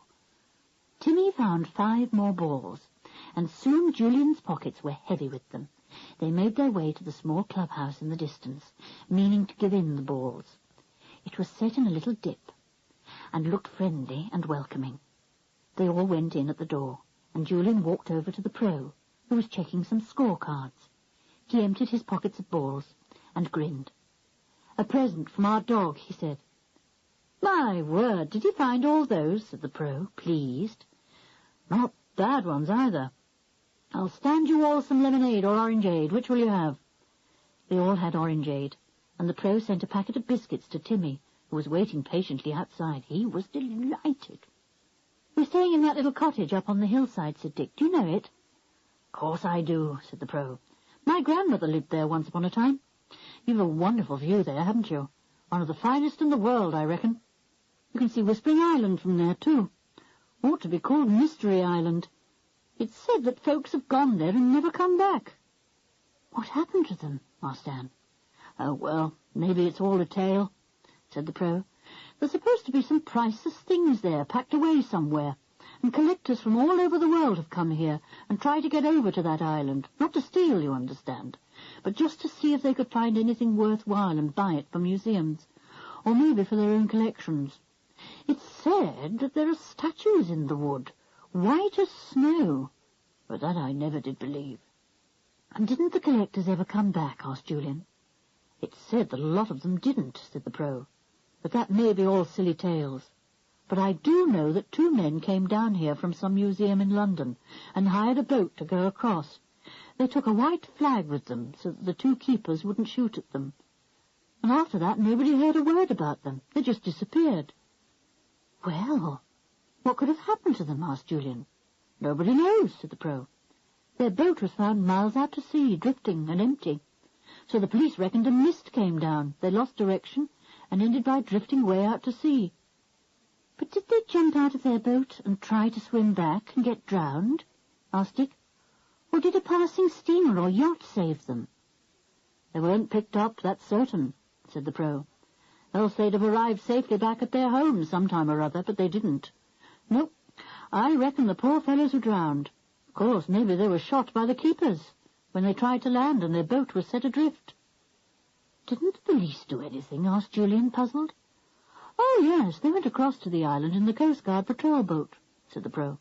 "But the keepers swore they'd seen nobody arriving, and that they were the only people on the place. The police landed and searched everywhere, and they found nothing except the great white castle-like house in the woods and hundreds of wild animals, so tame that they'd sit and watch you as you walked by." "Oh, very mysterious," said Julian. "Well, thanks for the welcome, Orangeade, and for your information. We'd already heard a bit from a groundsman of yours, Lucas, a real old countryman and a born storyteller." "Ah, Lucas, yes, he knows that island well," said the Pro. "He was once one of the keepers, I believe. Well, come and see me again sometime. Thanks for the balls. It isn't everyone who's honest enough to come and give them in when they find them." They all said goodbye and went out. Timmy pranced along in joy. Sitting down outside the clubhouse didn't suit him at all. "Did you enjoy your biscuits, Tim?" asked George, and he ran up and gave her hand a quick lick. What a question! He always enjoyed biscuits. He ran off into the bracken and began to nose about there again, hunting for balls. The others went to walk up the hill, talking about the island. "I wonder what really did happen to those 2 collector men, who were never heard of again," said Anne. "Funny that their boat was found adrift and empty." "They must have been drowned, of course," said Dick. "I wonder if anything is left of the old treasures that were once taken there." "No, there wouldn't be. The police would have made a very thorough search." "I wish we could go to the island," said George. "I don't expect the keepers would shoot at us, would they? They might even let us on to make a change for them. They must be so bored with only themselves to talk to." "That's very wishful thinking, George," said Julian. "We are certainly not going near the island, so put that right out of your head." "Well, I knew it was impossible, really," said George. "But wouldn't it be a grand adventure if we managed to get on the mysterious Whispering Island and explore it without the keepers knowing?" "Not such a grand adventure if we were all peppered with shot from the keepers' guns," said Dick. "Anyway, we wouldn't find anything of interest. The treasures must have been removed long ago. The only possible things of interest would be the very tame wild creatures there. Wilfred would go mad with joy, wouldn't you, Wilfred?" "I'd like it very much," said the boy, his eyes shining.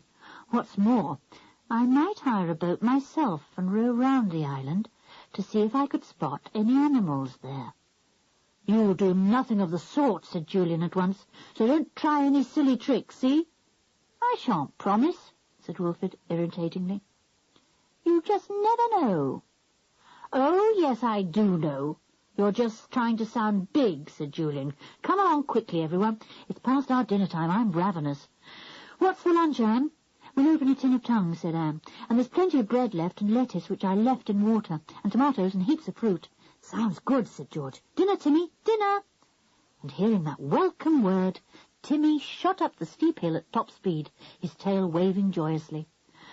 "Wish I was a dog and could tear up a hill like that," said Anne, panting. "Give me a push, Julian. I'll never get to the top." Chapter 8. Mostly about Wilfred. Timmy was waiting for the children at the top of the hill, his tail waving, his mouth open as he panted. He picked something up as the children came and threw it into the air and caught it. "Another golf ball, Timmy," said Dick, as Timmy threw the ball into the air again with a toss of his big head. "No, it's too big for that," said George. "Drop it, Timmy. What have you found?" Timmy dropped the ball at George's feet. It was bigger than a golf ball, and had a hole right through it. "Oh, it's one of those balls that children throw up and try to catch on a stick," said George. "Somebody must have dropped it. All right, Tim, you can have it." "He won't swallow it, will he?" said Wilfred, anxiously. "It's not awfully big, but I once saw a dog swallow something by mistake that he threw into the air to catch." "Timmy's much too sensible to swallow any ball," said George. "You needn't worry about him. Anyway, I can do any worrying necessary. He's my dog." All right, said Wilfred. "Miss High and Mighty can look after her own dog fine." George looked round at him furiously, and he made a face at her. Then he whistled to Timmy. Yes, he actually dared to whistle to him. "Nobody whistles for my dog except me," said George. "And anyway, he won't come to you." But to her surprise and horror, Timmy did go to Wilfred and pranced all round him, expecting a game. George called him sternly, and he looked at her in surprise. He began to trot over to her when Wilfred whistled again, and obediently Timmy turned as if to go to him. George caught hold of the dog's collar and aimed a punch at the whistling boy. It missed him, and he danced round laughing. "Stop it now, you two," said Julian, seeing George's look of fury. "I said stop it. Wilfred, go on ahead and keep going. George, don't be an ass. He's only teasing you to make you lose your temper. Don't please him by losing it." George said nothing more, but her eyes blazed. "Oh dear," thought Anne. "Now we shan't have any peace. She won't forgive Wilfred for making Timmy go to him. Blow Wilfred. He really is a little pest at times." They were all very hungry for their lunch, and very pleased with everything that Anne provided. Dick went into the little cottage to help her, because George insisted on keeping her hand on Timmy's collar all the time, in case Wilfred should entice him to his side. "He's making some peculiar noises now," said Dick to Anne. "Noises that animals can't seem to resist. I don't wonder that George has got Timmy tightly by the collar. I'm not a dog, but I find those little whiny noises Wilfred is making very curious indeed, and I'd love to go nearer." "Well, I hope we're not going to have black looks from George from now on," said Anne. "Wilfred's an awful little idiot at times and most irritating, but he's not bad underneath, if you know what I mean." "Well, I don't really," said Dick, cutting some tomatoes in half. "I think he's badly brought up little pest.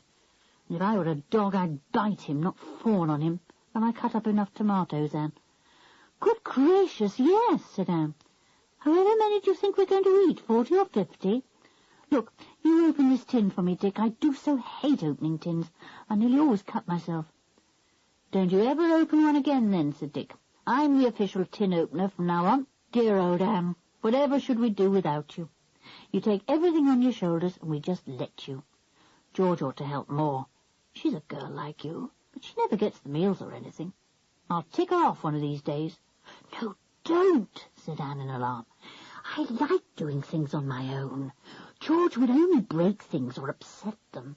She's as ham-handed as a boy when it comes to washing up or setting out crockery, though she means well." "So, boys are ham-handed, are they?" said Dick, pretending to be offended. "When have I ever broken anything, I'd like to know? I'm as careful as any girl when I handle crockery." Alas for Dick! The glass he was holding suddenly slipped from his hand, fell to the floor and broke. Anne looked at him and gave a sudden delighted giggle. "Oh, ham-hand," she said. "Can't pick up a glass without dropping it. Look, take out this tray for me, and for goodness sake don't drop that." They all had a delicious lunch and ate practically everything. Wilfred sat a little way from everyone, scattering crumbs around as he ate. Birds of all kinds were soon round him, even hopping onto his hands. A magpie flew down to his left shoulder. Wilfred greeted it like an old friend. "Hello, Maggie Pie. How's the family? I hope Polly Pie has recovered from her cold. And is Peter Pie's bad leg better? And what about old Grandpa Pie? Does he still chase you young ones?" The magpie put its glossy head on one side and chattered back to him in bird language, which Wilfred appeared to understand. He stroked the bird's gleaming breast and fondled it lovingly. George deliberately didn't watch. She turned her back on Wilfred and the magpie and talked to Timmy. The others couldn't help being amused. The magpie put Wilfred's conversation to an end very suddenly. The boy was about to put half a tomato into his mouth when the bird bent down its head and snatched away the tomato with its powerful beak. Then it rose quickly into the air on its big wings, making a noise exactly as if it were laughing. Everyone roared with laughter, except the surprised Wilfred. "He's gone to take your tomato to Polly Pie, I should think," said Anne, and that made everyone laugh again. "I'll have another tomato now, please," said Wilfred. "Sorry, you're unlucky. They're all gone," said Dick. It was lovely sitting up on the hillside, watching the boats in the harbour, and seeing the beautiful white-sailed yachts bending to and fro in the strong wind that blew there. They could all see Whispering Island quite clearly, and noticed that no boats went anywhere near it. Clearly everyone knew that men might be there, watching for intruders. "There might be badgers there," said Wilfred suddenly. "I've never been really close to a badger." "I shouldn't think anyone but you would want to be," said George. "Smelly things. There's one thing. You can't call one with your whistle pipe.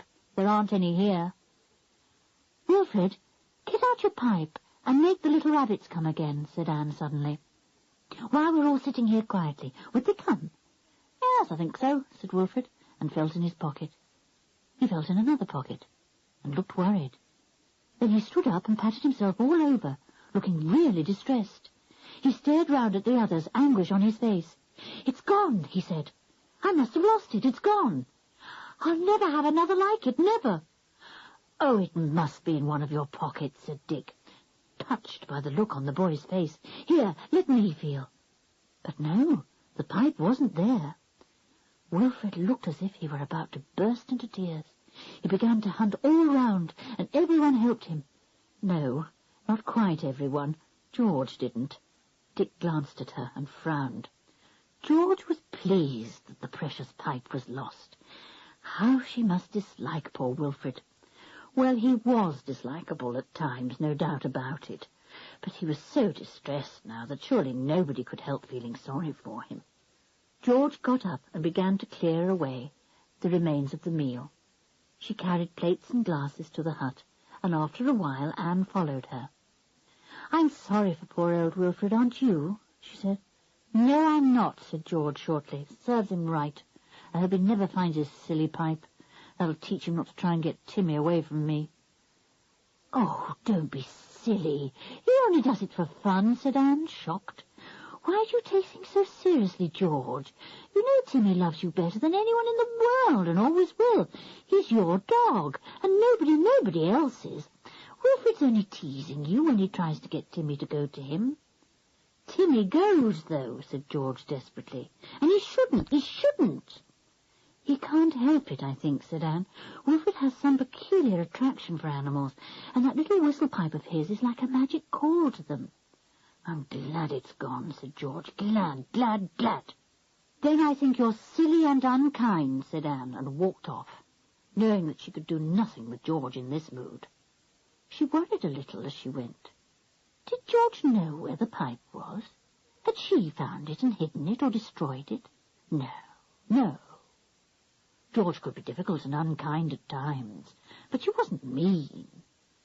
And what a mean thing it would be to destroy the beautiful little pipe with its magic trills. Anne went back to the others, meaning to try and comfort Wilfred, but he wasn't there. "Where's he gone?" asked Anne. "To look for his precious whistle pipe," said Dick. "He's really heartbroken about it, I think. He says he's going to walk back the way we came from the golf course, and then he's going to walk everywhere there that we walked this morning, and hunt. He's even going down to the clubhouse to see if he dropped it there. He'll never find it." "Poor old Wilfred," said Anne, tender-hearted as ever. "I wish he'd waited for me. I'd have gone with him. He's awfully upset, isn't he? Won't he be able to call the wild animals to him any more?" "I've no idea," said Dick. I suppose old George doesn't know anything about it. Perhaps that's a mean thing to say, but George might have found it and kept it just for a joke." No, I don't think she'd do that," said Anne. "It would be a very poor joke. Well, we'll just have to hope Wilfred finds it. What are you going to do this afternoon?" "Sleep, by the look of you." "Yes, sleep out in the warm sun here till 3 o'clock, said Julian. Then I'm going for a walk down to the harbour. I might even have a bathe. We'll all go, said Dick sleepily. Oh, how lovely it is to feel lazy and warm and well-fed and sleepy. So long, everyone. I'm asleep. Chapter 9. Off to Whispering Island. The 2 boys and Anne and George slept soundly in the sun until just past 3 o'clock. Then a large fly buzzed around Anne's head and awoke her. She sat up and looked at her watch. Gracious! It's 3:10, she said in surprise. Wake up, Julian. Dick, stir yourself. Don't you want to go and bathe? Yawning loudly, the 2 boys sat up and looked all round. George was still asleep. Wilfred hadn't yet come back. Still hunting for his precious pipe, I suppose, said Anne. Get up, you 2 boys. Dick, you're not to lie down. You'll only go to sleep again. Where are your bathing things? I'll get them. And does anyone know where our bathing towels are? We'll probably have to dress and undress with them around us. They're up in our room, chucked into a corner, said Dick sleepily. Gosh, I was sound asleep. I really thought I was in my bed when I woke.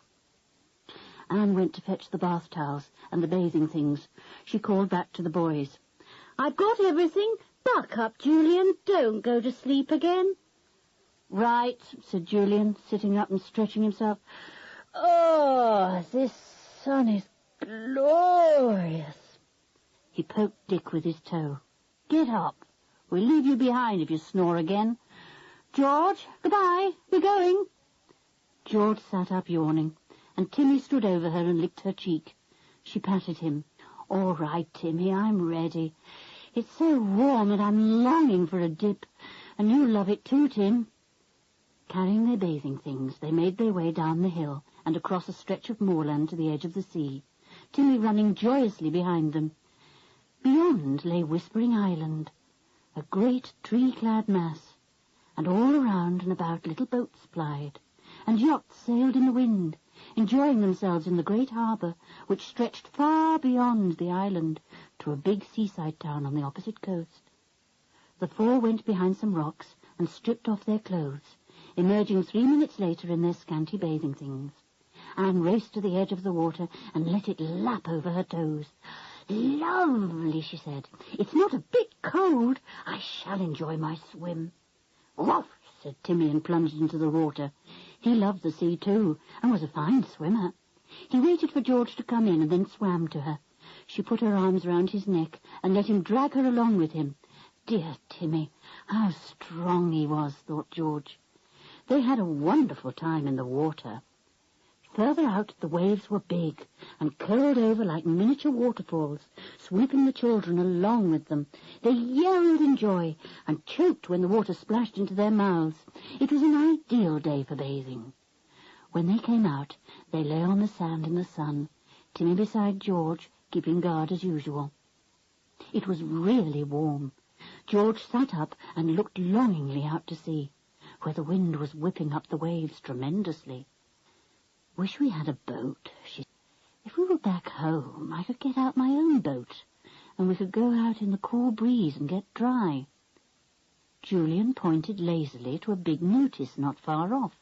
It said, Boats for hire. Inquire at hut. Oh, good, said George. I'll go and inquire. I'd love a good row. She slipped on her sandals and went to the hut to which the sign pointed. A boy of about 15 sat there staring out to sea. He looked round as George came along. Want a boat? He said. Yes, please. How much? Asked George. For 4 of us and a dog. 50 pence an hour, said the boy. Or £1 a day, or £3 a week. Better to take it by the week if you're staying here. It works out very cheap then. George went back to the boys and Anne. Shall we take the boat by the week? She said. It costs £3.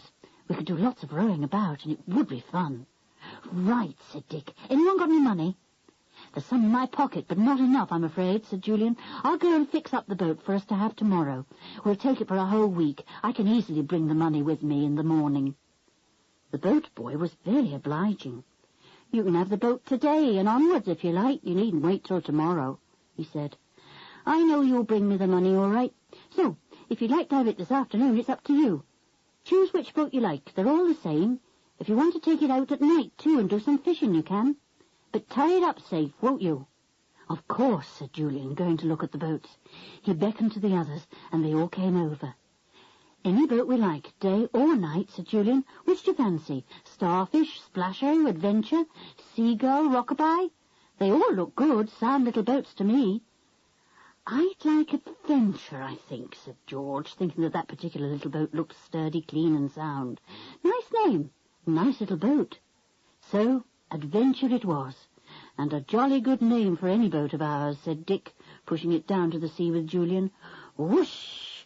There she goes. Steady, my beauty. We want to get in.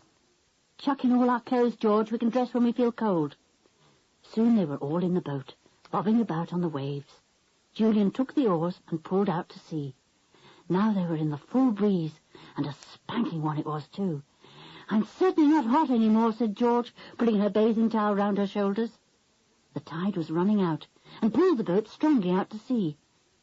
Whispering Island suddenly seemed very much nearer. "Better look out," said George suddenly. "We don't know if a keeper's on guard somewhere on the shore of the island. We're getting pretty near." But the outgoing tide swept the boat on and on towards the island, so that very soon they could see a sandy shore. Dick then took one oar and Julian the other, and they tried to row against the tide and take the boat back into calmer water. It was no good. The tide was far too strong. Very soon the boat was quite near the shore of the island, and then an enormous wave flung them right up on the sand, and left the boat grounded as it went back again. It slid over to one side, and they all promptly fell out. "Phew!" said Julian. "What a tide! I'd no idea it ran so strongly, or I'd never have brought the boat out so far." "What shall we do?" said Anne, rather scared. She kept looking all round for a keeper with a gun. Suppose they got into real trouble through coming on to the island. "I think we'll have to stay on the island till the tide turns, and we can row back on it," said Julian. "I can't think why that boat boy didn't warn us about the tide. I suppose he thought we knew." They pulled the boat a little further up on the firm sand, took out their bundle of clothes, and hid them under a bush. They walked up the beach towards a wood, thick with great trees. As they neared them, they heard a strange, mysterious sound. "Whispering," said George, stopping. "The trees are really whispering. Listen. It's just as if they were talking to one another under their breath. No wonder it's called Whispering Island." "I don't like it much," said Anne. "It almost sounds as if they're saying nasty things about us." "Shooey, shooey, shooey, shooey," said the trees, nodding towards one another as the wind shook them. "Shooey, shooey." "Just the noise of whispering," said George. "Well, what do we do now? We'll have to wait an hour or two till the tide turns again." "Shall we explore?" said Dick. "After all, we've got Timmy with us. No one's likely to attack us if they see him." "They can shoot him, can't they? If they have guns," said George. "If he growled one of his terrifying growls and ran at them, showing his teeth, they'd be scared to bits and fire at him." "I think you're right," said Julian, angry with himself for landing them all into what might be serious trouble. "Keep your hand on Timmy's collar, George." "You know what I think?" said Dick suddenly. "I think we ought to try and find the guards and tell them the tide swept us onto the island, quite by accident. We couldn't stop the boat surging on. We're not grown-ups come to snoop around, so they're sure to believe us, and we'd be safe from any chasing or shooting then." They all looked at Julian. He nodded. "Yes, good idea. Give ourselves up and ask for help. After all, we hadn't any real intention of actually landing. The tide simply threw the boat into that sandy cove." So they walked up to the back of the cove and into the wood, whose whispering was very loud indeed, once they were actually among the trees. No one was to be seen. The wood was so thick that it was in parts quite difficult to clamber through. After about 10 minutes of very hard walking and clambering, Julian came to a stop. He had seen something through the trees. The others pressed behind him. Julian pointed in front, and the others saw what looked like a great grey wall made of stone. "The old castle, I imagine," Julian whispered, and at once the trees themselves seemed to whisper even more loudly. They all made their way to the wall and walked alongside it. It was a very high wall indeed, and they could hardly see the top. They came to a corner and peeped round. A great courtyard lay there, quite empty. "Better shout, I think," said Dick, beginning to feel rather creepy. But before they could do that, two enormous men suddenly came down a flight of great stone steps. They looked so fierce that Timmy couldn't help giving a blood-curdling growl. They stopped short at once and looked all round, startled. "The noise came from over there," said one of the men, pointing to his left, and to the children's great relief, both swung off in the wrong direction. "We'd better get back to the cove," whispered Julian. "I don't at all like the look of those men. They look proper thugs. Quiet as you can now, George. Don't let Timmy bark." They made their way back beside the stone wall, through the whispering trees, and there they were, at the cove. "We'd better row back as quickly as we can," said Julian. "I think something's wrong here. Those men look like foreigners. They certainly weren't gamekeepers. I wish we hadn't come." "Jule, where's our boat?" said Dick in a shocked voice. "It's gone. This can't be the right cove." The others stared round. Certainly there was no boat. They must have come to the wrong cove. "It looks the same cove to me," said George, "except that the sea has come in a bit more. Do you think it took our boat away? Gosh, look at that big wave sweeping right in and sucking back." "My word, yes. Our boat could easily have been dragged out on a wave like that," said Julian, very worried. "Look out! Here comes another." "It is the same cove," said Anne, looking under a bush at the back. "Here are our clothes. Look, we hid them here." "Take them out quickly," called Julian, as another big wave swept right in. "What an idiot I am. We should have pulled our boat as far up as we could." "I'm cold now," said Anne. "I'm going to dress. It will be easier to carry a bathing suit than a heap of clothes." "Good idea," said Dick, and they all promptly dressed, feeling warmer at once. "We might as well leave our bathing things under the bush where we left our clothes," said George. "At least we'll know it's the same cove if we find them there." "The thing is, what are we going to do now?" said Julian, worried. "No boat to get back in? And why on earth did we choose one called Adventure? We might have known something would." Chapter 10. The Five Are in a Fix. Julian went to the mouth of the cove and looked out over the waves, hoping that he might see their boat bobbing somewhere. "I could swim out to it if so," he thought, "and bring it in. Oh, there's not a sign of a boat. I could kick myself for being—" Dick came up, looking worried. "I suppose it's too far to swim back to the mainland, isn't it?" he said. "I could have a shot and get another boat and come back for everyone." "No, too far," said Julian. "The tide's too strong for any swimmer at the moment. We're certainly in a fix." "We can't signal, I suppose," said Dick. "What with?" asked Julian. "You could wave a shirt for an hour, and it wouldn't be seen from the mainland." "Well, we must think of something," said Dick. "What about trying to find a boat here? Surely those men must have one to get to and fro." "Of course," said Julian, clapping Dick on the back. "Where are my brains? They seem to be going soft or something. We could snoop round and about tonight to see if there's a boat anywhere. They may have 2 or 3. They'd have to get food from the mainland at times." The 2 girls and Timmy came up then, and Timmy whined. "He doesn't seem to like this island," said George. "I think he smells danger." "I bet he does," said Dick, putting his hand on Timmy's firm head. "I'm jolly glad he's with us. Can you girls think of any good ideas? We can't." "We could signal," said George. "No good. A signal from here couldn't be seen," said Dick. "We've already thought of that." "Well, if we lighted a fire here on the beach tonight, when the tide's out, surely that would be seen," said Anne. Dick and Julian looked at one another. "Yes," said Julian. "If we lighted it on a hilly bit, it would be better still, On that cliff up there, for instance. Wouldn't the guards see it? Asked Dick. We'd have to chance that, said Julian. Yes, we could do that.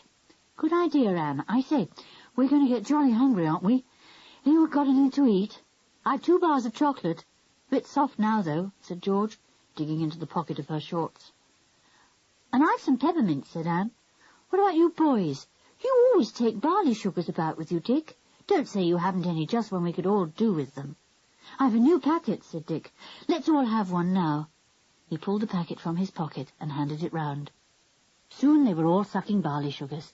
Timmy was given one too, but his was gone in a flash.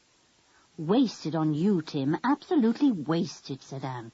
Crick, crack, swallow. That's all a barley sugar means to you. Why can't dogs suck as sweet as we do? They never seem to suck anything. No, Timmy, don't go sniffing into Dick's pocket for another. Timmy was disappointed.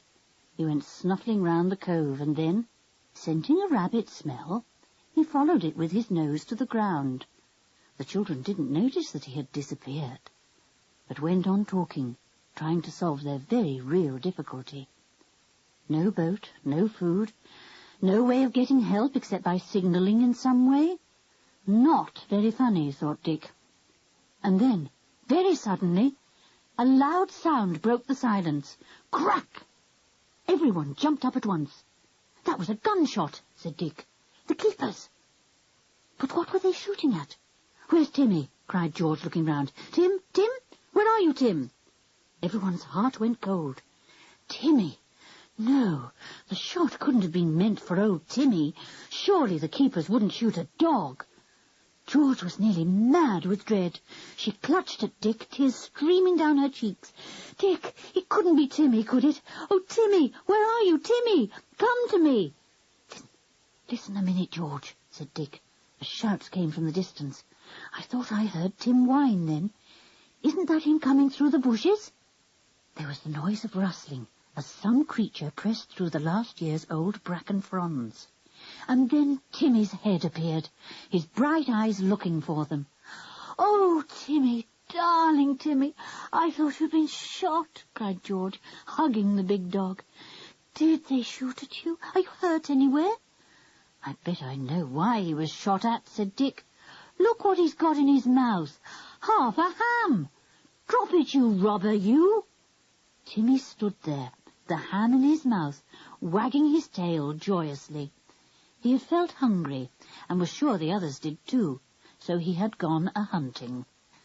Where did you get that, you bad dog? Said Julian. Timmy wished he could tell him. He would have said, Well, I went sniffing after a rabbit, and I came to a shed stored with tins of food, and one was open with this piece of ham inside, waiting for me, and here it is. He dropped the ham at George's feet. It smelt extremely good. Well, thanks, old fellow, said Julian. We could do with some of that, though we'll have to pay for it when we meet the owner, whoever he is. Julian, he has been shot at, said George, in a trembling voice. Look, his tail's bleeding, and some fur is gone. My word, yes, said Julian, examining Timmy's tail.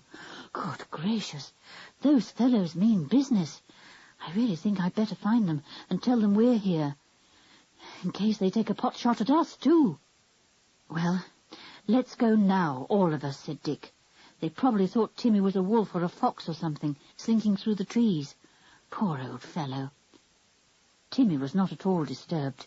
He was so proud of finding and bringing back the ham that he even wagged his wounded tail.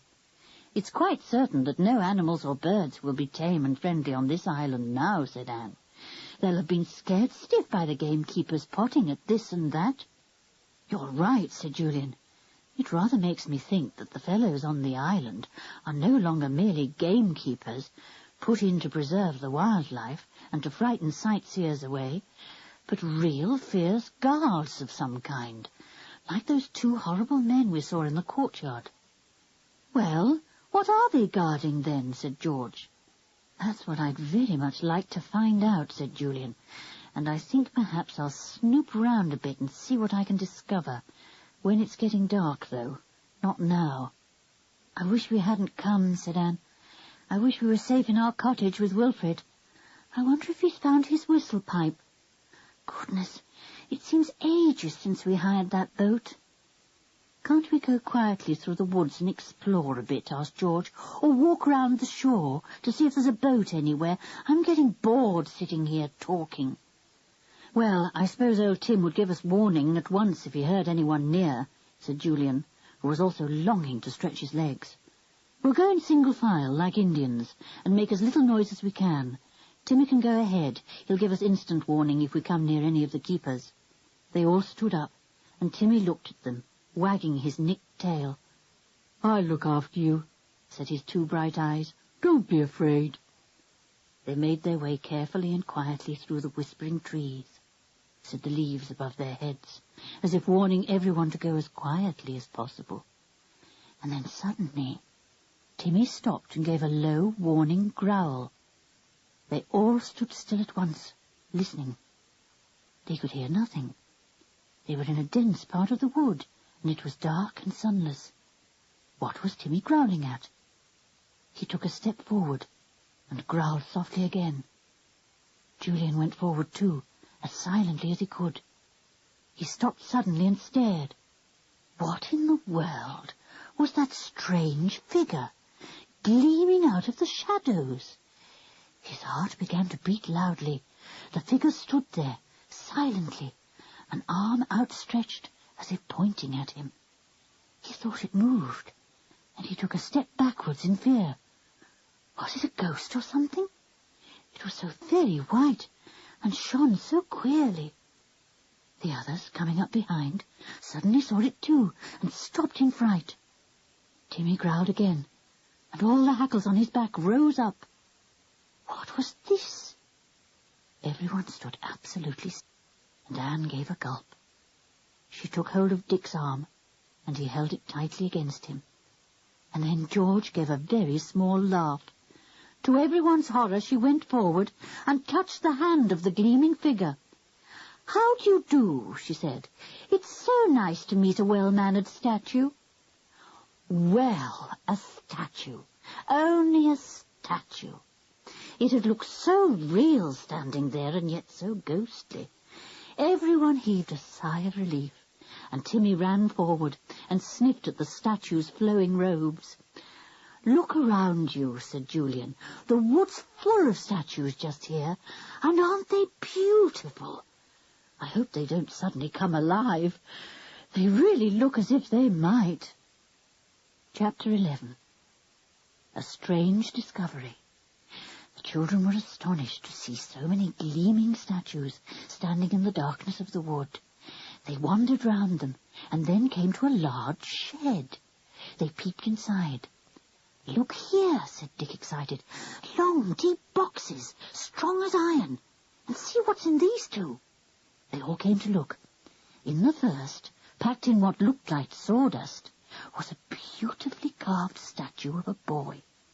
The next box seemed to be entirely full of sawdust, and Anne had to scrape quite a lot away to see if anything was packed there too. "It's a little stone angel," she said, scraping sawdust from a quaint little face, a small crown, and the tips of small wings. "Lovely! Why are these statues being packed away like this?" "Use your brain," said Dick. "It's obvious that they're works of art, and are probably very old. They're being packed to send away in some boat or ship to be transported somewhere where they'll fetch a lot of money. America, probably." "Did they come from the old castle, do you think?" asked George. "It's quite near. I expect this shed belongs to it. But how was it that the police didn't find them in the castle when they searched? They must have gone there and looked into every corner. And what about the statues in the wood outside? Why haven't they been packed away?" "Too big, probably," said Julian, "and too heavy. A small boat wouldn't be strong enough to take great things like that. But those little statues are quite perfect for transporting. They don't weigh as much as the big ones, and they aren't marked by the weather through standing in rain, sun, and snow. Not a mark on them." "You're right," said Anne. "I noticed that those big ones outside were green here and there, and some had bits knocked off them. I wish we could get inside the castle and see the things there. The man at the golf club, the one we took those lost balls to, he said something about statues as white as snow, standing in this wood. Do you remember? Said Dick. Yes, they must have stood there for some time, said Julian. I don't feel they can be very valuable, else they would be put carefully indoors under cover. But these little beauties, I guess they're worth a lot of money. Who do you suppose packed them in here? Said Anne. Maybe those big men we saw, said Julian. Even small statues like these need someone very strong indeed to carry them here to this shed, and pack them like this. Then, of course, they would have to be carried to some boat or ship, probably to a boat first and then rowed out to a waiting ship. But I don't think those guards are the men behind all this. Someone with great knowledge of old things must be the ringleader. He probably heard the old legend of the island, came to have a look round, and made quite a lot of interesting discoveries. Where? Asked George. In the castle? Probably, though carefully hidden away, said Julian. For all we know, there may be scores of really valuable old treasures hidden there still. That sword with a jewelled handle, for instance, and the bed made of gold, and to think they might all be quite near us somewhere on Whispering Island, said Anne. Wouldn't I love to be able to say I'd slept on a bed of pure gold? Well, I think you'd find it jolly hard, said Dick. Timmy suddenly gave a small whine and licked George's hand. What is it? She said. What do you want, Timmy? Perhaps he's hungry, said Anne. Thirsty, more likely, said Julian. Look at his tongue hanging out. Oh, poor Tim, you haven't had a drink for hours, said George. Well, where on earth can we get you one? We'll have to look for a puddle, I'm afraid. Come on. They left the shed where the beautiful little statues were lying in their sawdust and went into the sunshine. Everywhere was dry. Julian felt worried. We shall all be thirsty soon, he said. I wonder where we can get some water. Would it be too dangerous to go near the castle and see if there's a tap anywhere? Asked George, ready to face almost anything to get her dog a drink. Yes, it would, said Julian in a very decided voice. We're not going near any of those men with guns. They might have been told to shoot on sight, and that wouldn't be very pleasant. We'd be peppered all over with shot. Look, what's that round thing over there? Like a little circular wall, said Dick, pointing to something behind the shed where the statues lay in their boxes. They all went over to it, and Anne guessed what it was at once. A well, an old well, she said. Look, it has an old wooden beam over the top, with a pulley to wind and unwind a bucket. Is there a bucket? Let's hope so. We can let it down to the water and fill it for Timmy then. Timmy put his paws on the rim of the wall and sniffed. Water! That was what he wanted more than anything. He began to whine. All right, Timmy, we'll send a bucket down, said George. It's still on the hook. Julian, this handle's awfully stiff. Can you turn it to let down the bucket? Julian tried with all his strength, and quite suddenly the rope loosened, and the bucket gave a sudden jerk and jump. Alas, it jerked right off the hook, and with a weird echoing jangling sound fell from the top to the bottom of the well, landing in the water with a terrific splash. Blow, blow, blow, said Julian, and Timmy gave an anguished howl. He peered down at the lost bucket, now on its side in the water at the bottom of the well, gradually filling itself. It'll probably sink below the water now, said Julian with a groan. Is there a ladder down the well? If so, I could shin down and get the bucket. But there wasn't, though it looked as if there had been at some time, for here and there were staples in the brick side of the well wall. What can we do? Asked Anne. Can we possibly pull up the bucket? No, I'm afraid we can't, said Dick. But wait a minute. I could shin down the rope, couldn't I, and pick the bucket out of the water, and easily get up again, because George and Julian could turn the well handle and pull me up that way. Right-o, down you go then, said Julian. The rope's good and strong, not frayed or rotten. We'll wind you and the bucket up all right. The boy sat on the side of the well wall and reached out for the rope. He swung himself onto it and swayed there a moment or two, looking down the long, dark hole below him, with the water at the bottom. Then down he went, hand over hand, just as he so often did at school in the gym. He came to the bottom, reached down, took hold of the bucket handle, and filled the bucket full. The water felt as cold as ice to his hand. "All right. Pull me up," he shouted, his voice sounding very hollow and strange as it rose up through the well walls. Dick was heavy to pull up. Julian and George turned the handle valiantly, but it was slow work. Gradually, Dick came up nearer and nearer to the top. When he was halfway, they heard him give an exclamation and call out something, but they couldn't make out what it was, and went on winding the groaning rope, slowly but surely. They reached down and took the bucket from Dick as soon as his head appeared at the top. Timmy fell on it with excited barks and began to lap vigorously. "Didn't you hear me yelling to you to stop when I was halfway up?" demanded Dick, still swinging on the rope. "Don't let go that handle. Hang on to it for a minute." "What's the excitement?" asked Julian in surprise. "Why did you yell to us? We couldn't make out what you said." Dick swung himself to one side, caught hold of the well top, and hauled himself up so that he could sit on the well wall. "I shouted because I suddenly saw something jolly peculiar as I came up the well," he said, "and I wanted to stop and see what it was." "Well, what was it?" asked Julian. "I don't quite know. It looked awfully like a little door. An iron door," said Dick. "I say, don't let Timmy drink all that water. He'll be ill. We'll let the pail down again in a minute and get some more for ourselves." "Go on about what you saw," said George. "How could there be a door in the side of a well going deep down into the earth?" "Well, I tell you there was one," said Dick. "Look, Timmy's gone and upset the pail now. Let's send it down on the pulley to be filled again, and I'll go down on the rope again too. But when I come up and you hear me shout stop, just stop winding, see?" "Here's the bucket for the hook," said Julian. "I'll be careful not to jerk it off this time. Ready?" Down went Dick and the bucket again. Splash went the bucket, and filled with water once more. Then up came Dick again, wound up by Julian and George as before.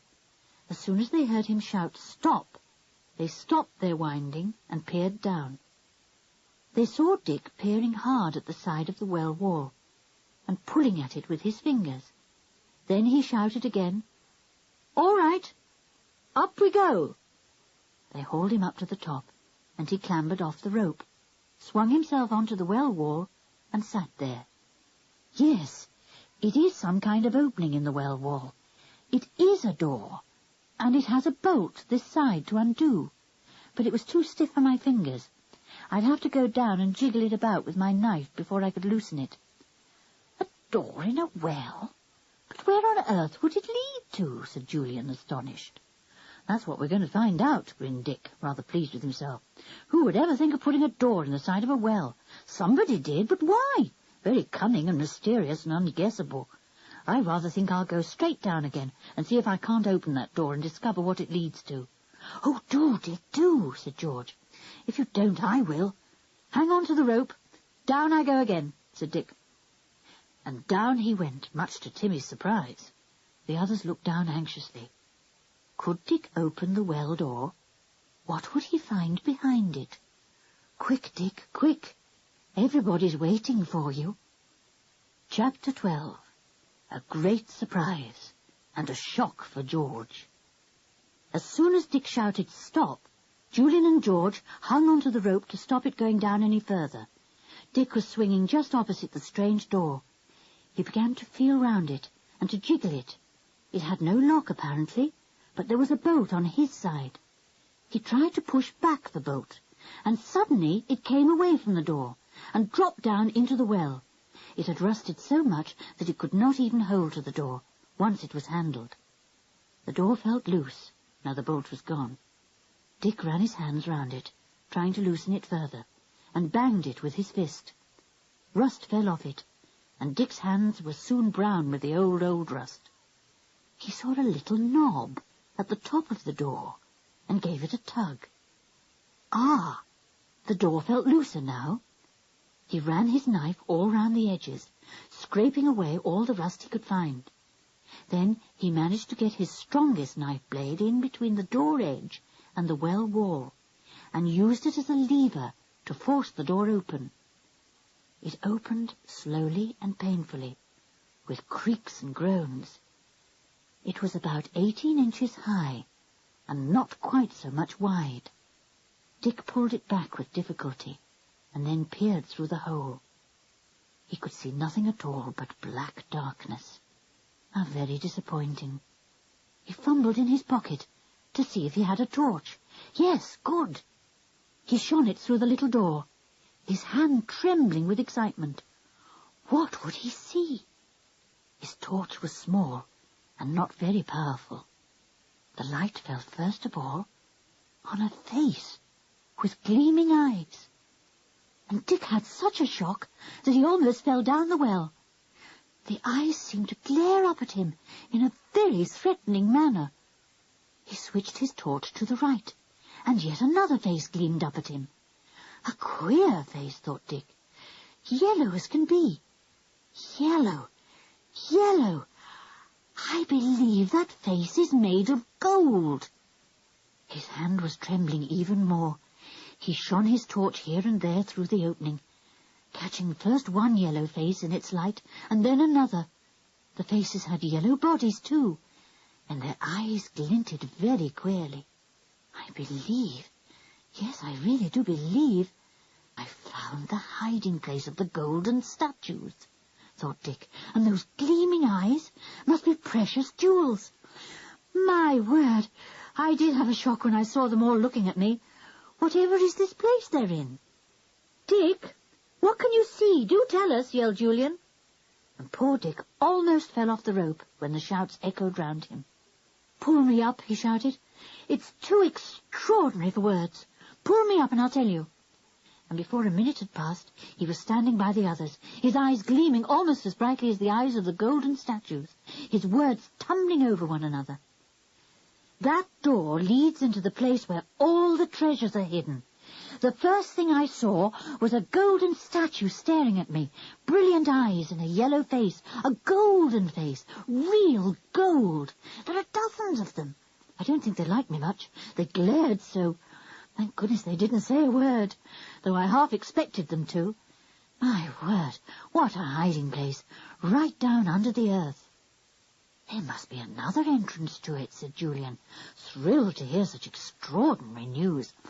The well door must be a secret one. Statues couldn't be pushed through it. My word, what a find, Dick. Let's all go down in turn and look through the door, said George. I can't believe it. I think I must be dreaming it. Quick, let me go down. One by one, they all went down on the rope and looked through the door. Anne came back rather scared. She had felt very queer when she had seen the silent statues looking at her. I know they're not really looking, it's only that their eyes gleam, she said. But I kept expecting one or other to take a step forward and speak to me. Well, the next thing to do is to climb down through the door and see exactly where the statues are underground, said Julian, and find out the opening they were brought in by. There must be a door the other end of their room, through which they were brought. What a hiding place, though. No wonder the police could find nothing in the way of statues or other treasures. We might find the golden sword there, with the jewelled handle, said Anne. And the golden bed. She had hardly finished speaking when there came a loud noise from behind them. Timmy was barking his head off. Whatever was the matter? Leslie, you'll bring the guards here, you idiot. Stop it. Timmy stopped barking and whined instead. Then he ran off towards the wood, his tail waving happily. Who in the world is he going to meet? Said George, amazed. Someone he knows by the look of his tail. The others all followed Timmy, who raced along towards the cove where they had landed and lost their boat. And there, in the cove, was another boat. A small one, to be sure, but still a boat. And by it, fondling Timmy, was Wilfred. Wilfred! What an amazing thing! Wilfred, how did you get here? Did you hire that boat? Did you come all by yourself? Did you... Wilfred grinned round in delight, thrilled at the surprise he was giving everyone. Timmy licked him without stopping, and George didn't even seem to notice. Well, he said, you didn't come back, so I guess something was wrong. And when the boat boy told me you'd taken one of his boats, and it had been reported tossing about empty on the water near the island, I guessed what had happened. I said, they didn't make the boat fast when they got to the island, and now they're marooned there. You were pretty mean to go without me, but I guessed you'd be pleased to see me if I borrowed a boat and came over." Anne was so pleased that she gave the boy a hug. "Now we can go back whenever we want to," she said. "But we don't want to at the moment," said Dick. "We've made some startling discoveries, Wilfred, and I'm jolly pleased you'll be able to share in them. What have you got in your pocket? Something keeps poking its head out at me." "Oh, that's only a baby hedgehog," said Wilfred, taking it out gently. "It's got trodden on by a horse, I think, so I'm just caring for it for a day or two." He put it back into his pocket. "But I say, go on, tell me what you found. Not the lost treasures, surely?" "Yes," said Anne. "We saw them when we went down a well near the castle." "Gracious! Did somebody throw them into the water there?" said Wilfred, amazed. "No," said Dick, and told him about the curious door in the side of the well wall. Wilfred's eyes nearly fell out of his head. "I am glad I came," he said. "I nearly didn't. I thought you wouldn't really want me, and I knew George wouldn't be pleased because of Timmy. I can't help him coming round me, and anyway, he'd feel hurt if I pushed him off." Timmy came nosing round at that moment with his ball. He wanted Wilfred to throw it for him, but Wilfred didn't notice the ball. He just patted the soft head and went on talking. "The boat boy wasn't very pleased when he heard that the boat you hired was loose on the sea. He said you'd hired it for a week, and there it was, back the same day, wet and empty. His cousin brought it in. No damage done." "I'll make it up to him when I see him," said Julian. "I haven't paid him for the hire of it either, but he knows I will when I get back. I'd no idea that the sea would throw up waves here, whose backwash would drag out an unmoored boat." "You ought to have taken me with you," said Wilfred, grinning. Timmy, tired of trying to make him throw his ball, went off to George, who was only too pleased to. She threw it into the air, and Timmy leapt up and caught it. Then very suddenly he made a horrible noise and rolled over, kicking as if he were in great pain. "What's the matter, Timmy?" cried George, and rushed to him. Wilfred ran too. The dog was choking, and his eyes were almost starting out of his head. "That ball stuck in his throat," cried Wilfred. "I knew it was dangerous. I told you it was. Cough it up, Timmy, cough it up. Oh, you poor choking thing. Oh, Timmy, Timmy." The boy was beside himself with fear that the dog would choke, as he had once seen another dog do, and as for George, she was wild with terror. Poor Timmy's eyes looked terrible as he choked and choked, trying to get the ball out of his throat. "He'll choke to death," cried Wilfred. "Julian, force his mouth open and hold it. I must try and get out the ball. Quick!" Timmy was growing weaker, and it was not too difficult to force his mouth wide open. Wilfred could see the ball down the dog's throat, the ball with the hole in the middle. He put his small hand into the dog's big mouth and forced his forefinger into the hole in the ball. His finger joints stuck there. Wilfred gently drew back his hand, and the ball came too, on his finger. There it was, with his finger still stuck in the hole. Timmy began to breathe again, great panting breaths, while George stroked his head and cried for joy that he was all right. "I shouldn't have given you that ball, I shouldn't," she said. "It was too small for a big dog like you, and you will throw them up into the air and catch them. Oh, Timmy, Timmy, I'm very, very sorry. Timmy, are you all right?" Wilfred had gone off, but now came back with some water from the pail. He dipped his hand in it and let drops of water drip into the dog's mouth. Timmy swallowed it gratefully. His throat was sore, but the water was cool and soothing. George let Wilfred do this without a word. She looked rather white and shaken. Why, Timmy might be dead by now, if Wilfred hadn't put his finger into that hole in the ball and drawn it out. "Thank you, Wilfred," she said in a low voice. "You were very clever." "Thank goodness the ball had a hole through it," said Wilfred, and he put his arms round Timmy's neck. The dog licked him gratefully. Then he turned and licked George too. "He says he belongs to both of us now," said George. "I'll share him with you. You saved his life." Thanks, said Wilfred. I'd love to have just a bit of him. He's the nicest dog I know. Chapter 13. A meal, a sleep, and a disappearance.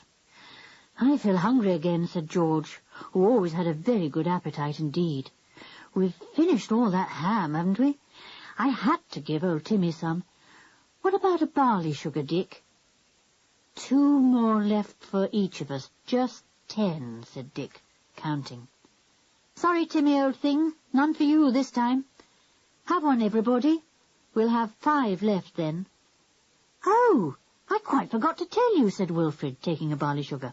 I brought some food in my boat. I didn't think you'd taken any, and I guessed you'd soon be jolly hungry. You're a marvel, Wilfred, said Julian, wondering why he ever disliked the boy. What have you brought? Come and see, said Wilfred. And they all went over to the boat, Timmy walking as close to the boy as he could. Higgledy-piggledy in the boat was a pile of tins, a large loaf of bread, and a pound package of butter, looking rather soft. Gracious, said Anne in delight. How in the world did you carry all these from the cottage to your boat? Look, everyone. Wilfred has even brought some plates and spoons. I put everything into a sack and carried them over my shoulder, said Wilfred, enjoying everyone's delighted surprise. I fell over going down the hill to the shore, and all the tins rolled out and simply shot down the slope. Everyone laughed at the thought of the tins rolling at top speed down the hill.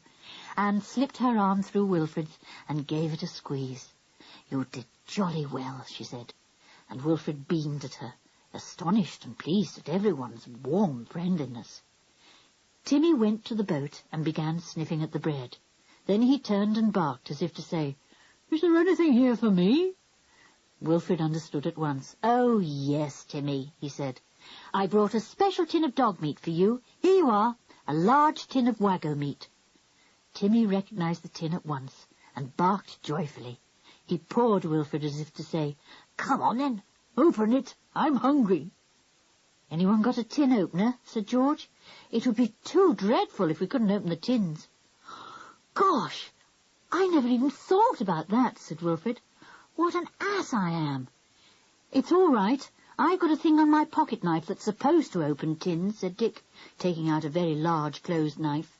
I've never bothered to use it, so let's hope it will work the trick. Chuck me a tin, Wilfred. Wilfred threw him the tin of waggo meat. With everyone watching very anxiously indeed, Dick opened a peculiar-looking tool in his knife and gashed the point into the top of the tin. It worked. First time I've ever used it, said Dick, running the gadget round the tin top. 3 cheers for the man who thought of including it in a knife.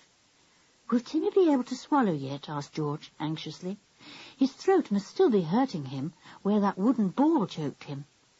Oh, Timmy will be able to judge that for himself, said Julian. If I know anything about him, not even a sore throat will stop him from wolfing half that tin. Julian was right.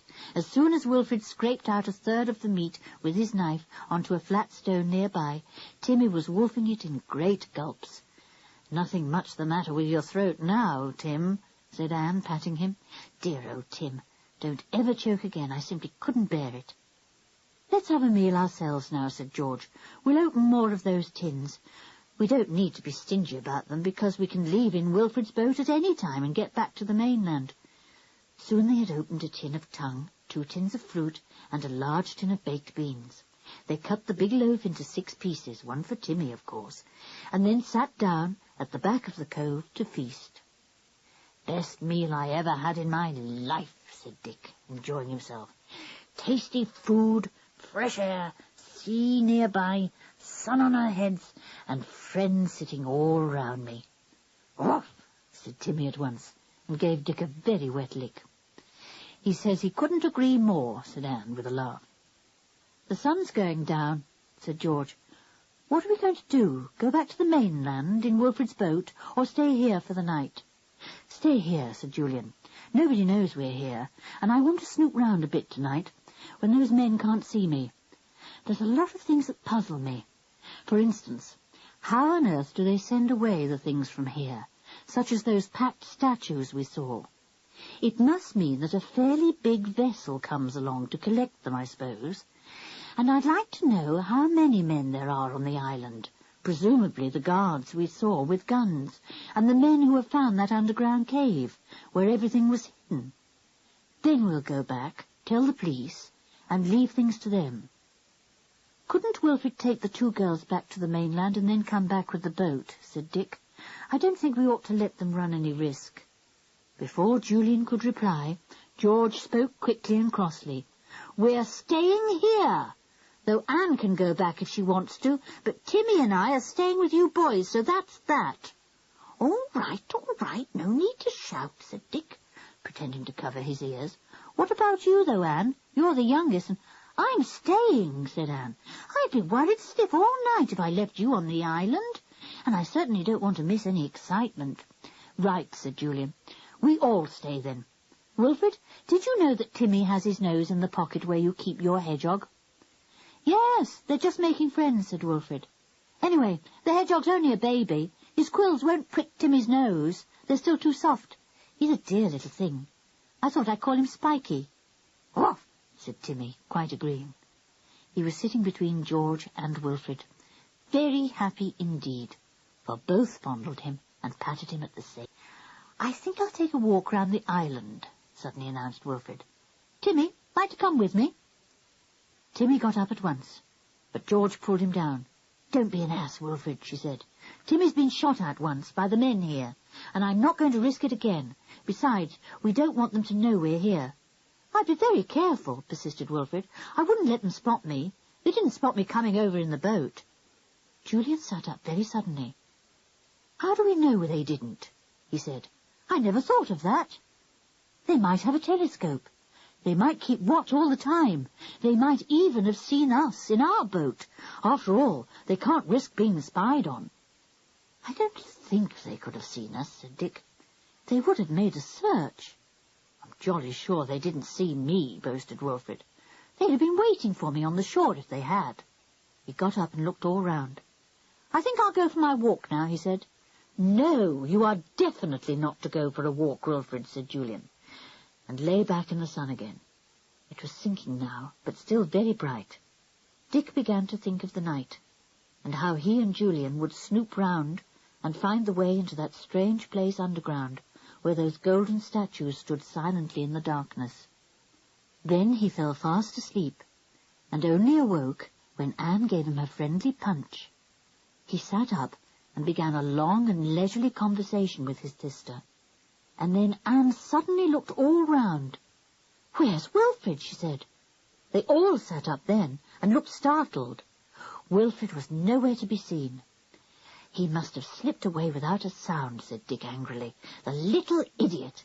He's been gone quite a long time. He'll get caught, as sure as can be. Good thing Timmy didn't go with him.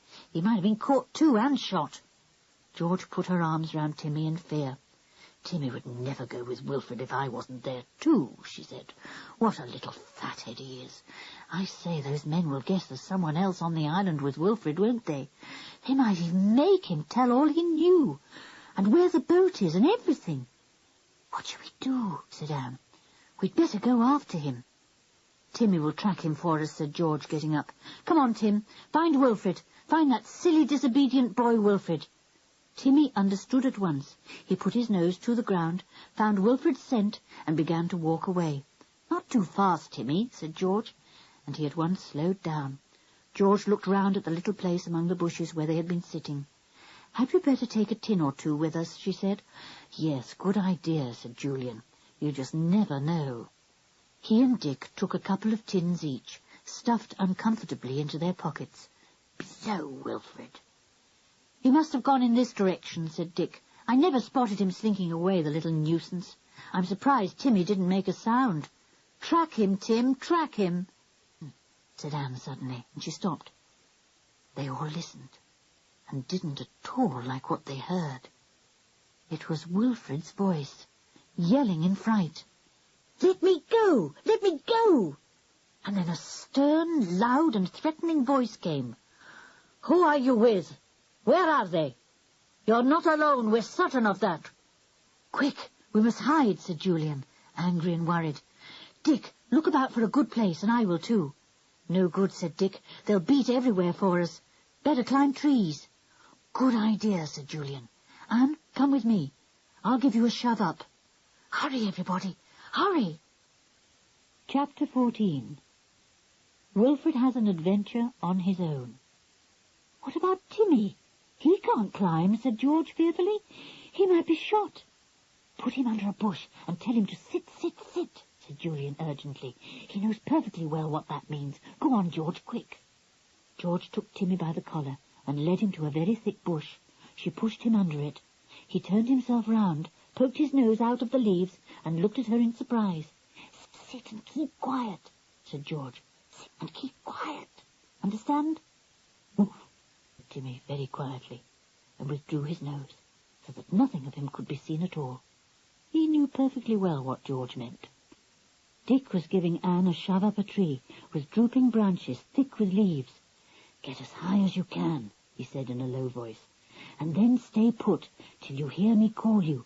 Don't be afraid. Oh, Timmy's down here to protect you. Anne gave him rather a small smile. She was not like George, fearless and always ready to rush into trouble. Anne was all for a peaceful life, but how could she have that if she was one of the 5? The boys and George were now high up in trees, listening to the shouting going on. Apparently, Wilfred was not going to give away his friends. One up to him. How did you get here? A man was shouting. In a boat, said Wilfred. Who was with you? Shouted another man. Nobody. I came alone, said Wilfred, perfectly truthfully. I wanted to visit the island. I'm an animal lover, and I heard that all the wild creatures here were tame. A likely story, that, sneered a man's voice. Huh, animal lover. All right, then. Look what I've got here in my pocket, said Wilfred, and apparently showed the man his baby hedgehog. He was trodden on by a horse, and I'd been looking after him. Very well. You can go back to your boat and row away, said the man. At once, mind. And don't look so scared. We shan't hurt you. We've business of our own here, and we don't want strangers round. Not even silly little kids with hedgehogs in their pockets. Wilfred took to his heels and fled. He felt lost now. He would never find the others, or the cove where his boat was. Why had he disobeyed Julian? Had the others heard the men shouting at him? Which way should he go?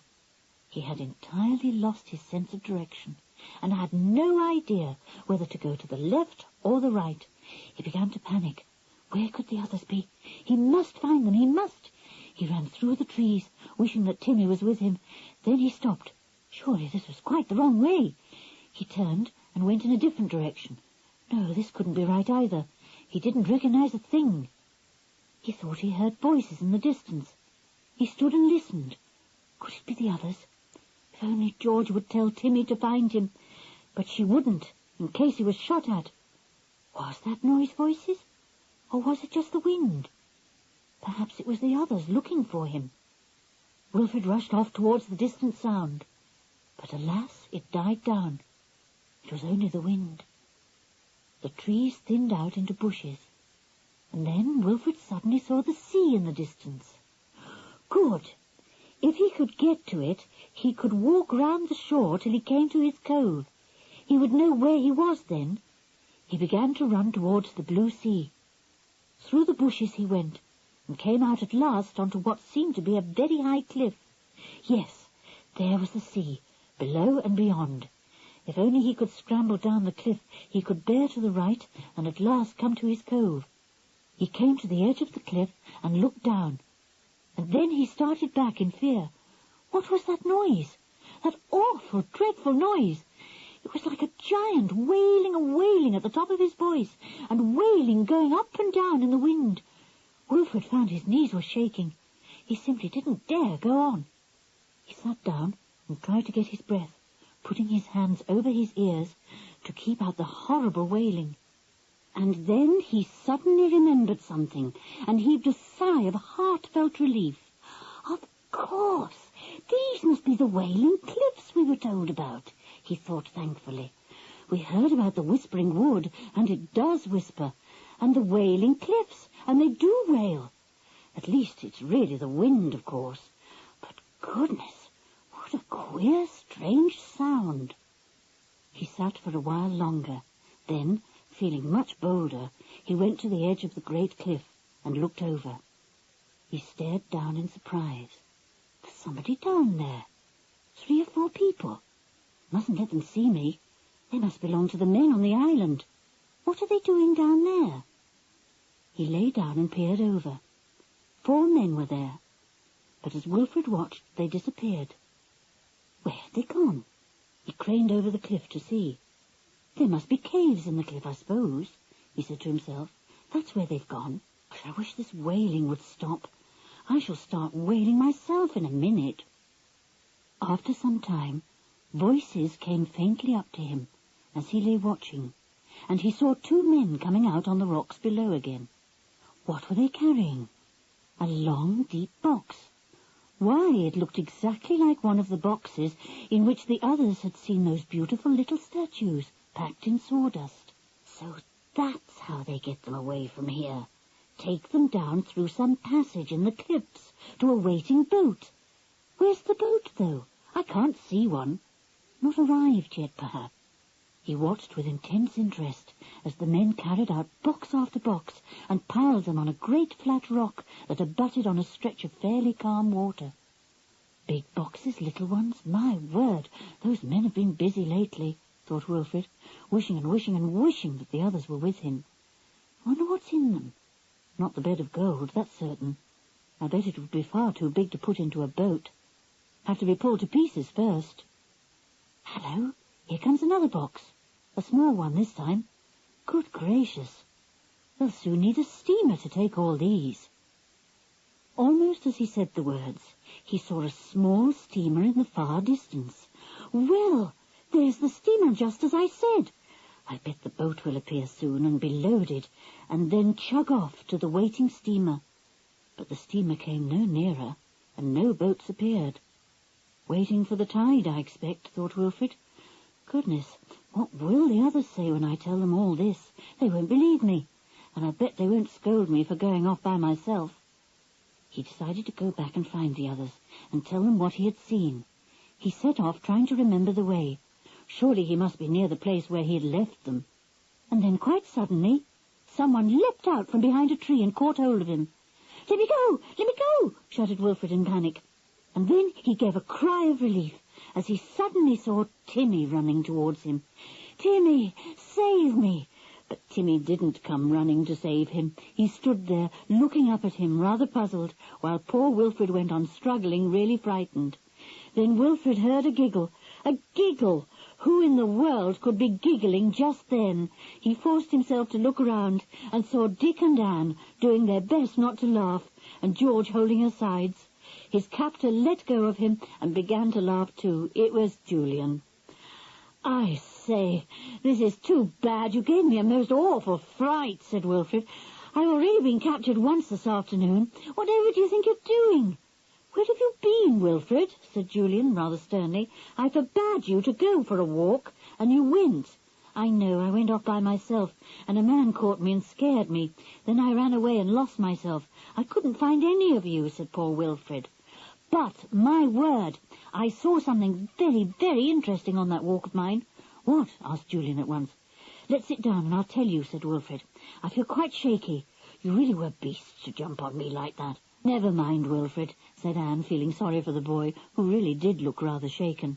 "Now go on, tell us everything that happened." Wilfred sat down. He was still trembling a little. Everything seemed to have happened at once. He began to tell the others about the Wailing Cliffs and all he had seen. They all listened with intense interest. "So that's the other way to the underground treasure chamber, through a passage in the cliffs," said Julian. "I never thought of that. My word, that's something to know. I vote we go and explore the cliffs ourselves, when there's nobody about." "Well, it had better be in the evening," said Wilfred, "just in case we were spotted climbing down the cliffs to find the passage, if there is one, and I think there must be. Those men might be on the watch, now they know there's someone on the island. I bet they guess I'm not the only one, even though I told them I came alone." "I vote we have something to eat," said George. "We can talk over everything then. It's ages since we had a meal. Let's go and open some more tins. and plan what we're going to do tonight. This is getting too exciting for words, isn't it, Timmy? "Woof," agreed Timmy. Too exciting, he thought. Yes, and dangerous too. He'd keep close to George that evening, as close as ever he could. If she went into danger, Timmy would be close by her side. Chapter 15. Julian has an exciting plan. The 5 children talked and talked as they opened more tins and had a most peculiar meal of ham spread with fruit salad and beans. They finished up with another barley sugar each. George gave hers to Timmy, who disposed of it with a crick-crack swallow. "Have we all got torches?" asked Julian. "I know it will be bright moonlight tonight, but as we shall presumably be getting down or up dark caves, we shall want torches." Yes, they each had a torch. Wilfred, for some reason, had 2, rather small, but quite efficient. "What's the plan going to be, Ju?" asked George, and Timmy gave a little whine as if to say, "Yes, tell us." He sat by George, listening earnestly, with Wilfred on the other side of him. At times he sniffed at the baby hedgehog still in the boy's pocket, and apparently quite happy there. Wilfred had been busy catching insects for it, much to Timmy's interest. "I propose that we go to the cliffs, the Wailing Cliffs, as soon as it's twilight, and make our way down," said Julian. "There is probably some kind of pathway down, I should think, even if only a rabbit path. I'll lead the way down, of course. Anne and Wilfred are to come between me and Dick, with George and Timmy behind." "Right," said everyone. "We are, of course, to make as little noise as possible," said Julian. "And do try not to send stones hurtling down the path or cliff, just in case anyone's about. When we get down to the rocks, we'll let Wilfred go ahead, because he saw where the men went in and out earlier on." Wilfred felt suddenly important. My word, it was like planning an exploration. He suddenly remembered something. The wailing noise. "I hope the girls won't be scared when they hear the awful wailing noise," he said. "It's only the wind screaming in and out of the holes and corners of the great cliffs." George made a scornful noise. "Who's scared of the wind?" "Timmy might be," said Julian, smiling. "We know what makes the wailing. He doesn't. You may have to hold him when it begins, George. He'll be a bit restive." "He won't," said George. "Timmy's not afraid of anything in the world." "Oh, yes, he is," said Dick at once. "I know something that scares him dreadfully, makes him put his tail down and flop his ears." "You do not," said George angrily. "Well, haven't you seen him when you speak sharply to him?" said Dick with a chuckle. "He goes all shaky in the legs." Everyone laughed except George. "He does not," she said. "Nothing scares Timmy, not even me, so shut up, Dick." "It may be that it would be best for only 1 or 2 of us to go right into the depths of the caves," went on Julian. "If so, the rest must wait in hiding. Just keep on the lookout for any signal from me. I don't expect we shall see a soul down there tonight, but you never know. If there is a way through the cliffs to that underground chamber where we saw the golden statues, we shall be in real luck. We shall then be absolutely certain how things can be taken in and out." "Taken in? But I thought they had been there for ages," said Dick, "and were probably only taken out to sell, smuggled out." "Well, I think it may be more than that," said Julian. "It might even be a central clearing ground for a great gang of high-class thieves who would hide valuable stolen goods there till it was safe to sell them. However, that's only guessing. I think somebody's discovered the underground chamber, full of that rich old man's treasures, and is taking them out bit by bit," said Dick. "Anyway, whatever it is, it's awfully exciting to think we know so much." "All because we went down the well to get some water," said Anne. "Put on your sweaters," said Julian. "It may be freezing cold in the wind that rages round those cliffs." "I'm longing to start," said George. "It's an adventure, this. Do you hear that, Timmy? An adventure." "Anything more, Julian?" asked Anne. Julian always sounded so very grown-up when he gave them a plan of camp. She felt very proud of him. "That's the lot," said Julian, "except that we'll have some sort of meal before we go this evening. Wilfred will have to lead the way for us, as he's the only one who knows it. But when we come to the cliff, I'll lead you down. Can't have anyone missing a footstep and rolling headlong. frightening any robber or smuggler. "Do you hear that, Timmy?" said George, and Timmy whined and put a paw on George's knee as if to say, "It's a pity you haven't sure feet like mine, with rubber pads beneath, so that your footing is always sure." George patted his paw. "Yes, you've fine sure feet, Tim. I wish I could buy some like them." The time seemed to go very, very slowly after that. Everyone was eager to start and kept looking at their watches. The sun left a bright glow in the sky, so they would probably start more or less in daylight, which would, however, soon fade into twilight.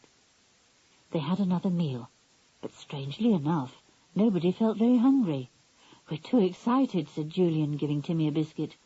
Timmy was the only one who didn't seem at all excited. As for George, she fidgeted and fidgeted until everyone was quite tired of her. At last they started off. Wilfred led them at first, as he knew the way. Actually, he found that he didn't really know it. It was the loud wind that guided him, just as it had done before. "Awfully like far-off voices shouting to one another," he said, and everybody agreed. When they came near to the cliff, the sound gradually changed into the mournful wailing noise that gave the cliffs their name.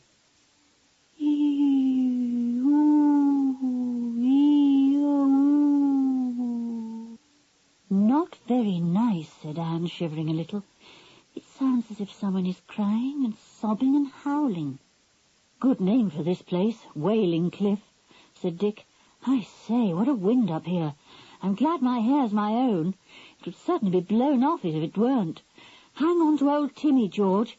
He's more blowable than we are, not so heavy." George put her hand on Timmy's collar at once. How dreadful if Timmy were to be blown over the cliff! He gave her a grateful lick. He didn't like the wind here very much. It had a truly miserable voice. They came to the edge of the cliff and looked down cautiously, in case anyone should be on the rocks below. But, except for some big gulls preening their feathers there was no sign of life. "No boats about, no steamer, nothing," said Dick. "All clear, Julian?" Julian had been looking for a good path down the cliff. There didn't seem to be a continuous one. "We'll have to go so far, then climb down a bit, then walk along that ledgy bit, see? Then climb down that slanting rock, the great big one, and get down onto the more level rocks. Okay, everyone?" "I'll let Timmy go first," said George. "He's so sure-footed and will know the best way. Go on, Timmy, lead us down." Timmy understood at once and went in front of Julian. He took the first little path down the cliff, slid down the next bit, walked along the ledge that Julian had pointed out, and then stood and waited for everyone. He gave a little bark as if to say, "Come along, it's easy, follow me." They all followed, some more carefully than others. George and Wilfred were least careful, and poor Wilfred lost his footing and slid quite a long way on his behind. He didn't like it at all, and looked quite scared. "Watch your feet now, Wilfred," said Julian. "It's getting a bit dark, so don't try any funny tricks. You try to jump over that big stone, instead of stepping over carefully. I really don't want to send Timmy down to the bottom of the cliff to pick up your pieces." At last they were all down the cliff, and on the rocks below. The tide was out, so that waves did not splash up and soak them. Anne suddenly slipped into a pool and made her shoes wet, but that didn't matter. They were only rubber ones. "Now, exactly where did you see those men, Wilfred?" asked Julian, stopping on a big flat rock. Wilfred jumped beside him and pointed. "See the cliff over there? See that funny rock shaped rather like a bear? Well, that's where I saw the men. They went by that rock and disappeared." "Right," said Julian. "Now, no more talking, please. Though this wailing sound would drown almost anything. Follow me." He went over the rocks towards the big bear-like one that Wilfred had pointed to. The others followed, a little tide of excitement welling up inside them. Anne caught hold of Wilfred's hand and squeezed it, and Wilfred nodded eagerly. He knew he would have been scared stiff by himself, but with the others it was an adventure, a really exciting adventure. They came to the bear-like rock. Near it was a dark place in the cliff. "A way in?"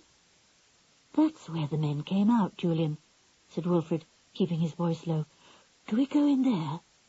"We do," said Julian. I'm going in first, and I'm going to stand quite still and listen. As soon as I get the sound of the wind and sea out of my ear, if I hear nothing, I'll whistle, see? Then you can all come in too." "Right," said everybody. They watched as Julian went to the dark, slit-like opening. He paused and looked inside. It was so dark that he knew they would all need their torches. He switched on his power for one and shone it into the passage. He saw a ditch that ran slanting upwards for some way, and on either side a rocky ledge, not too rough. Water ran down the rocky ditch and bubbled out beside him to join the sea over the rocks. "I'm just going into the cliff tunnel a little way to see if I can hear anything or anyone," he said. "Wait here." He disappeared inside the dark opening, and everyone waited in impatient excitement. A gull suddenly swooped down close to their heads. "Hew, hew, hew!" It screeched and made them all jump violently. Wilfred almost fell off his rock and clutched at George. Timmy growled and looked up angrily at the seagull. Silly bird, frightening everyone like that. There came a low whistle, and Julian appeared again, his torch switched on. "All clear," he said. "I can't hear a sound inside the opening, and I've been some way along. It's not hard going. There's a funny little stream flowing down, and a ledge either side we can walk on. Very convenient. Now, no talking, please, and be careful even of your whispers. Every sound seems to be magnified in here. Keep hold of Timmy, George, in the steepest places." Timmy gave a little whine of surprise when George took him inside the cliff. At once his whine was magnified all round them, and everyone jumped. Timmy didn't like it at all. George took firm hold of Timmy's collar. "You're to keep close by me," she whispered, "and you're not to make a sound. This is an adventure, Timmy, a big adventure, and you're in it as much as any of us. Come along." And there they go, all of them, climbing up the dark passage into the cliff. What will they find? What will they see? No wonder their hearts beat fast and loudly. No wonder Timmy keeps close to George. An adventure? He must be on guard, then. Anything might happen in an adventure. Chapter 16. A Queer Journey Underground. It was very dark inside the cliff. The children's torches made bright streaks everywhere, and were very useful indeed for seeing the safest places to tread. As Julian had told the others, there was a curious little stream flowing down the middle of the steep passage, with uneven ledges on each side of it. It had worn this little channel for itself during the many, many years it had flowed down inside the cliff. "It's probably water draining from the surface of the cliffs," said Julian in a low voice, picking his way carefully. "Be careful here, the ledges are very slippery." "Oh," said Wilfred, treading on a slippery bit and finding one of his feet in ice-cold water. The echo took up the noise at once. "Oh, oh, oh." Poor little Wilfred's "ooh" echoed up and down and all round them. It was very weird indeed, and nobody liked it. Anne pressed close to Julian, and he squeezed her arm comfortingly. "Sorry about my ooh," said Wilfred in a low voice. "My ooh, ooh, ooh," said the echo at once, and George simply couldn't help giving a giggle, which at once repeated itself a score of times. "You really will have to be quiet now," came Julian's serious voice, almost in a whisper. "I have a feeling we're coming to some big opening. Suddenly a great draught blowing down this steep passage. I can feel it round my head." The others felt it too, as they climbed higher up the steep passage, trying to avoid the tiny stream that splashed down its worn channel. It made a nice little noise, very cheerful, Anne thought, and gleamed brightly in the light of their torches. Julian wondered how in the world anyone could take crates or boxes down such a steep, dark passage. "It's wide enough, I suppose," he thought, "but only just. And the bends in it must be very awkward for boxes to get round. I do hope we don't meet anyone round a bend, carrying a crate or two. My word, the draught is quite a wind now. There must be an opening somewhere. Phew! We've not only gone upwards, we've gone a good way forward, too," whispered Anne. Wasn't the old castle somewhere in this direction? Yes, I suppose it would be, answered Julian, stopping to think. Gosh, I wonder if this passage comes up in one of its cellars. An old castle like that would have huge cellars, and probably a dungeon or two for prisoners. Let me think. We must have left the cliff behind now. Yes, I think we may be heading for the castle. Why didn't I think of that before? Well, then, the well wall must run down beside the castle foundations, said Dick, in much too loud a voice. The echo made everyone jump violently, and Julian stopped climbing and hissed at Dick. Whisper, can't you, idiot? You nearly made me jump out of my skin. In a peculiar whisper that made George want to laugh. Sorry, whispered back Dick. I think you may be right about the well wall running down beside the foundations of the castle, Julian said, whispering again. I never thought of that. The castle wasn't very far from the well. It would probably have enormous cellars spreading underground. The wall in the well that queer little door was in was terribly thick, said Dick. I bet I was looking into one of the castle cellars when I peeped through it. This was all very interesting. Julian thought about it as they went on and on through the endless passage. It ran more or less level now, and was easy to walk through, for it was much wider. I think this part of the passage was man-made, said Julian, stopping and facing the others, his face bright in the light of their torches. He went on in a loud whisper. Up through the cliff, the passage was a natural one, awfully difficult to climb, but here it's quite different. Look at these old bricks here, probably put there to strengthen the tunnel. Yes, a secret way from the castle to the sea, said Dick, almost forgetting to keep his voice down in his excitement. Isn't it thrilling? Everyone began to feel even more excited, all except Timmy, who didn't much like dark, secret passages and couldn't imagine why Julian was taking them for such a gloomy and peculiar walk. He had splashed solemnly through the stream the whole time, finding the stone ledges much too slippery for his paws. The draught grew stronger and was very cold indeed. We're coming near to the opening where the draught comes from, whispered Julian. All quiet now, please. Quiet as possible, and Anne began to feel almost sick with excitement. Where were they coming to? Then suddenly Julian gave a low exclamation. Here we are! An iron gate! They all tried to crowd round Julian to see. The gate was a big, strong one, with criss-cross bars of iron. They could easily see between the bars, and they shivered in the draught that swept through the great gate. Julian shone his torch through the bars, his hand shaking in excitement. The bright ray of light ran all round what looked like a stone room, quite small, with a stout nail-studded door at the far end. This door was wide open, and it was through this that the steady draught blew. This is a cellar, or a dungeon more likely, said Julian. I wonder if the gate is locked. He shook it, and it swung open quite easily, as if it had been well oiled. Julian stepped into the dungeon, flashing his torch all round the dark and dismal little place. He shivered. It's cold as ice, even on this warm day, he said. My word, I wonder how many poor miserable prisoners have been kept down here in the cold. Look, here's a staple in the wall, said Dick, standing beside him, examining the half-hoop of iron deeply embedded in the stone wall. I suppose the unhappy prisoner was tied up to this, to make his punishment even worse. Anne shivered. How could people be so cruel, she said, a vivid imagination seeing wretched men here, with perhaps only crusts of bread to eat, water to drink, no warmth, no bed, only the stone floor. Perhaps some of them escaped out of the gate and went down the cliff passage, she said hopefully. No, it's much more likely that the passage was used to get rid of the prisoners, said Dick. They could be dragged down to the sea and drowned, and nobody would ever know.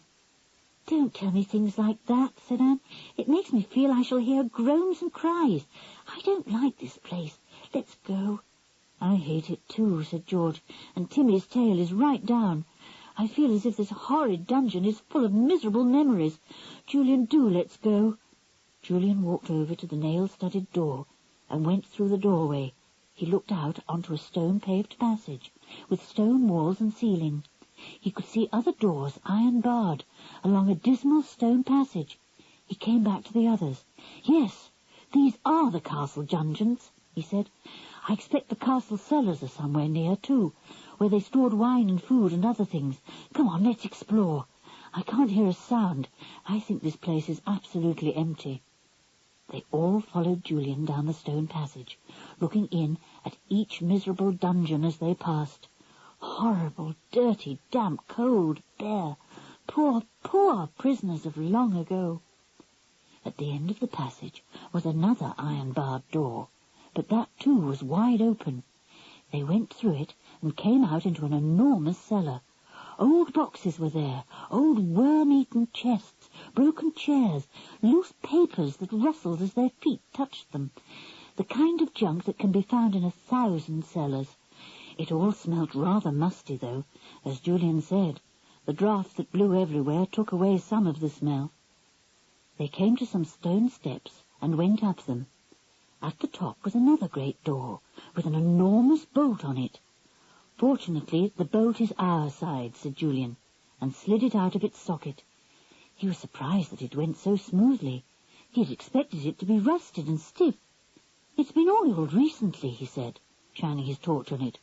"Well, well, other people have been here not long ago and used this door. We'd better go quietly, in case they're still here." Anne's heart began to beat loudly again. She hoped there was no one waiting round a corner to jump out at them. "Be careful, Julian," she said. "Somebody may have heard us. They may be waiting to ambush us. "All right, Anne, don't worry," said Julian. "Oh, Timmy would give us warning growl if he heard a single footstep." And good gracious, at that very moment, Timmy did give a growl. An angry, startled growl that made everyone jump and then stand still, holding their breath. Dick looked round at Timmy, who was growling again. His head was down, and he was looking at something on the floor. What was it? Dick swung down his torch to see. Then he gave a small laugh. "It's all right. We don't need to be scared yet. Look what Timmy's growling at." They all looked down and saw a great fat toad, its brilliant eyes staring steadily up at them. As they exclaimed at it, it turned aside and crawled slowly and clumsily to a little damp spot in the corner of the wall. "I've never seen such a big toad in my life," said Anne. "It must be 100 years old. Goodness, Timmy, you made me jump when you suddenly growled like that." The toad squatted down in its corner, facing them. It seemed to glare at poor Timmy. "Come away, Tim," said Dick. "Toads can ooze out a very nasty-smelling, nasty-tasting stuff. Never bite a toad." Julian had now gone through the door at the top of the steps. He gave a loud exclamation, so loud that the others rushed to him in alarm, wondering what was exciting him. "Look," said Julian, shining his torch into the dark space beyond. "See where we've come to.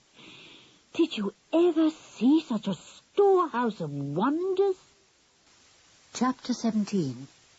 In the Treasure Chamber. Julian's torch shone steadily into the vast room, which seemed to have no end. The others shone their torches too, and Timmy pressed between their legs to see what the excitement was. What a sight! They were actually in the enormous chamber that the boys had seen through the opening in the well wall. What a place it was! Absolutely vast, thought Anne, awed at the size, the height, and the great silence. "There are the golden statues," said Dick, going over to a group of them. "Wonderful, queer faces they have, though, not like ours. And look how their slanting eyes gleam when we shine our torches on them. Makes them look as if they're almost alive and looking at us." Anne suddenly gave a cry and rushed over to something. "The golden bed," she said. "I wished I could lie on one, and now I shall." And with that she climbed onto a vast four-poster bed with a great canopy, now rotting to pieces. The bed gave a mournful creak, and the part that Anne was lying on suddenly subsided. The canopy collapsed, and Anne disappeared in a cloud of dust. The bed had quite literally fallen to pieces. Poor Anne. The others helped her up, and Timmy looked at the clouds of dust in surprise. What was Anne doing, making such a dust? He sneezed loudly, and then sneezed again. Anne sneezed too. She scrambled quickly out of the collapsed bed and dusted herself down. "It has a gold-carved headpiece, and gold legs and end piece," said Dick, shining his torch on it. "What a monster of a bed, though! I should think 6 people could sleep in it at once. What a pity it has been lost here so long. All the hangings fell to pieces as soon as Anne climbed onto the bed part. What a dust!" There was no doubt about it. There were priceless treasures in this vast underground cellar. The children could not find the sword with the jewelled handle, nor the necklace of rubies, which Julian thought were probably locked away in one of the chests. But they found many other wonderful things. "Look in this chest, this beautiful carved chest," called Anne. "Gold cups and plates and dishes, still bright and clean." "And look what's in here," shouted George, "wrapped up in stuff that falls to pieces when I touch it." They crowded round a great enamelled box. In it was a set of animals carved out of some lovely green stone. They were absolutely perfect, and when Anne tried to stand them up, each of them stood as proudly as once they did many, many years ago, when little princes and princesses played with them. "They're made of green jade," said Julian. "Beautiful. Goodness knows how much they're worth. They should be in some museum, not mouldering away in this cellar." "Why didn't those collectors take these, and the golden statues, and all the other things?" wondered Anne. "Well, that's obvious," said Julian. "For one thing, this is a secret cellar, I should think, and nobody would be able to get into it unless they knew the secret way to it. There's probably a sliding panel or hidden door that leads to it somewhere in the castle above. It's very old and ruined in many parts, and some of the walls have fallen in, so I suppose it was pretty impossible to get to the cellars, even if the secret way was known." "Yes, but what about the way we came up?" said Dick. "From the sea, up the cliff passage." "Well, I don't know exactly why that hasn't been used before," said Julian, "though I could make a guess. Did you notice that great heap of fallen rocks near the entrance to the cliff passage? I should think that that part of the cliff fell at one time and hid the passage completely, blocked it up. Then maybe a storm came, and the sea shifted some of the rocks, and lo and behold, there was a secret passage, open again. And somebody found it. Somebody, perhaps, who had heard the old legends about the castle of Whispering Island," said Anne. "A collector of old things, do you think?" asked George. "What about those 2 men on the island, the ones we saw in the courtyard? Do you suppose they know of this entrance?" "Yes, probably," said Julian, "and it's likely they were put on guard in case anyone else found it and came to rob the secret chamber. The things here are priceless. Those men are not there to guard the animals on the island, as they were in the old lady's day. She had genuine keepers, like that nice old man Lucas, who told us about this island the other day." "You think those men are in somebody's pay, then? Somebody who knows about this great chamber under the castle and wants to get the centuries-old treasures?" said Dick. "Yes," said Julian. "And what's more, I don't believe that the real owner of the island, the great-nephew of the old lady who owned it, even knows they're here, or that anyone is taking things from his island. For all we know, he may live in America or Australia, and not care tuppence about his island." "How extraordinary," said Anne. "If I owned an island like this, I'd live here and never leave it, and all the animals and birds would be protected, as they once were, and, dear Anne, what a pity it isn't yours," said Julian, ruffling her hair. "But now, the thing is, what are we going to do about all this? We'll talk about it when we're back at the cottage. My word, it's getting late. It will be pitch dark outside, unless the moon is up and the sky is clear of clouds." "Well, come on, then. Let's go," said Dick, making for the great nail-studded door. Then As Timmy suddenly gave a blood-curdling growl, he stopped in fright. They had shut the door, but now it was opening. Somebody was coming into the great underground chamber. Who could it be? "Quick, hide," said Julian, and he pushed the two girls behind a great chest. The others were near the golden bed, and they crouched behind it at once, Dick's hand on Timmy's collar.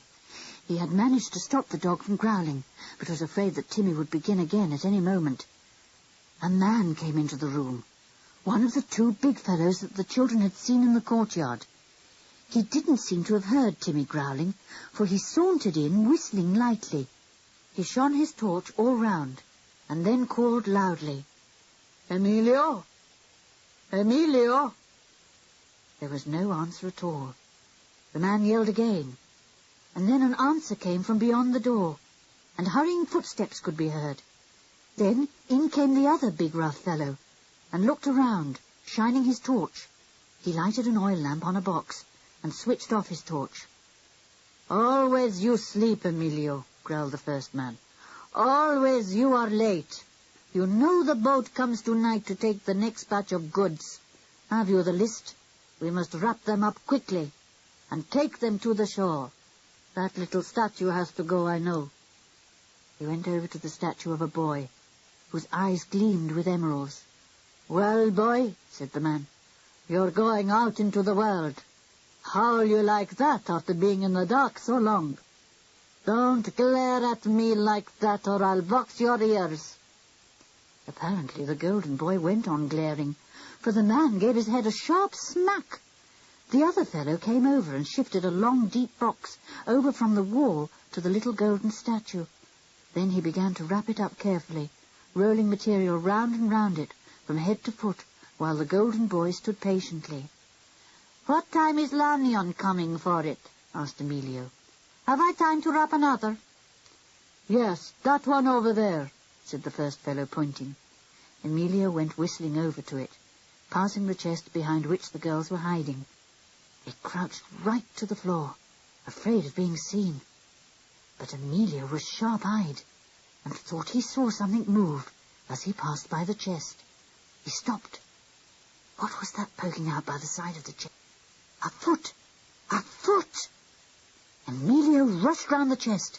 His torch switched on again. He gave a loud shout. "Carlo! There's someone here! Come quickly!" Carlo, the second man, dropped what he was holding and raced round to Emilio, who had now pulled the girls roughly to their feet. "What are you doing here? How did you get in?" shouted Emilio. Julian shot out from his hiding place at once, followed by Dick and Wilfred. George was doing all she could to hold back Timmy, who was now deafening everyone with his angry barks. He did his best to get away from George, but she was afraid he might fly at Emilio's throat. The two men were full of amazement to see the 5 children and Timmy. "Keep that dog back or I'll shoot him," said Carlo, producing a gun. "Who are you? What do you mean by coming into this place?" "We came by boat, but the boat got washed out to sea," said Julian. "We've been camping on the island. We just wandered into this place by mistake." "By mistake? Well, I can tell you that you certainly made the biggest mistake of your life," said Carlo. "You'll have to stay here for quite a long time, till our job's done at any rate." "What's your job?" asked Julian bluntly. "Wouldn't you like to know?" said Carlo. "Well, one part of it is to guard the island and keep off strangers. Now, we've jobs to do tonight and tomorrow, and I'm afraid you're going to have a miserable time. You'll stay down here in this old cellar till we come back again. And what will happen to you after that, I don't know, because I'll have to tell my employer you've been spying down here. I wouldn't be surprised if he doesn't hand you over to the police or lock you up down here for a month on bread and water." Timmy growled very fiercely indeed, and tugged hard to get away from George and fly at this hateful man. She hung on to him for all she was worth, though how she longed to let him leap at the man and get him on the ground. "Better go, Carlo, or we'll miss that boat out there," said Emilio grumpily. We'll deal with those kids when we come back. He shouldered the box into which he had put the wrapped statue and started for the door. Carlo followed him, backing all the time to make sure that George did not set Timmy on to him. He shut the great door with a loud bang and shot the bolt. "Don't say anything in case they're listening outside the door," said Julian. So they all stood in silence, Anne's knees trembling a little. "Oh, dear, how unlucky to be caught like this." "Relax," said Julian at last. "You all look so stiff and tense." "Well, I should think so," said Dick. "I don't particularly want to stay shut up here till those men deign to come back and do a bit more stealing. Suppose they never come back? We'd be here for keeps." "No, Dick," said Anne, to everyone's surprise. She began to laugh. "Oh, we can easily escape." "What? Through that locked and bolted door?" said Dick. "Not a hope." "But we can easily escape," said Anne. And George suddenly brightened up and nodded her head, smiling. "Oh, yes, of course. Don't look so solemn, Dick. Look up there." Dick looked up to where Anne was pointing. "What am I supposed to look at?" he said. "The old stone wall?" "No, just there, over the top of that tall chest," said Anne. Dick looked, and then a large smile came over his face. "What an idiot I am! That's the old iron door in the side of the old well wall, isn't it? The opening I looked through. It looks just like an ordinary ventilation hole from down here, and I don't really believe anyone would ever notice it except us, who know what it is. I see what you're getting at, Anne." "Good old Anne," said George, realizing what Anne had in mind. "Of course, we've only got to climb up to that hole in the wall, open the door there, and then go up the well, and we're safe." "Yes, but it's easier said than done," said Julian soberly. "We've got to get hold of the rope and climb right up it to the top. Not very easy." "Suppose the rope's at the top, with the bucket hanging on the hook," said Anne. "We'd never reach it then." "We'll think of something," said Julian. "Anyway, it's our only hope of escape. Now, we'll push that huge high chest or wardrobe or whatever it is right over against the wall under that opening into the well, and then we'll haul a table on top of that. There's a sturdy little one over there. Come on. We'll be through that opening in no time, and up the well. What a shock for dear Emilio and Carlo when they come back and find that the birds have flown." Chapter 18. A most exciting time. It was quite a job pushing the heavy chest over towards the stone wall of the castle. It took all of them shoving with all their might to do it. "We seem to be making an awful noise with the chest scraping over the floor," panted Dick. "I hope we're not heard." Timmy wished he could help. He kept jumping up and pressing his paws on the side of the chest, but Dick stopped him. "You're getting in the way," he said. "You go and sit near the door and warn us if you hear those men coming." So Timmy ran to the door and sat there, his head cocked to one side, listening, while the others went on shoving the heavy chest along. At last it was in position. Then came the job of hoisting a stout little wooden table on top. Julian climbed up to the top of the chest to take the table from Dick, but just couldn't manage it. It was so heavy and solid.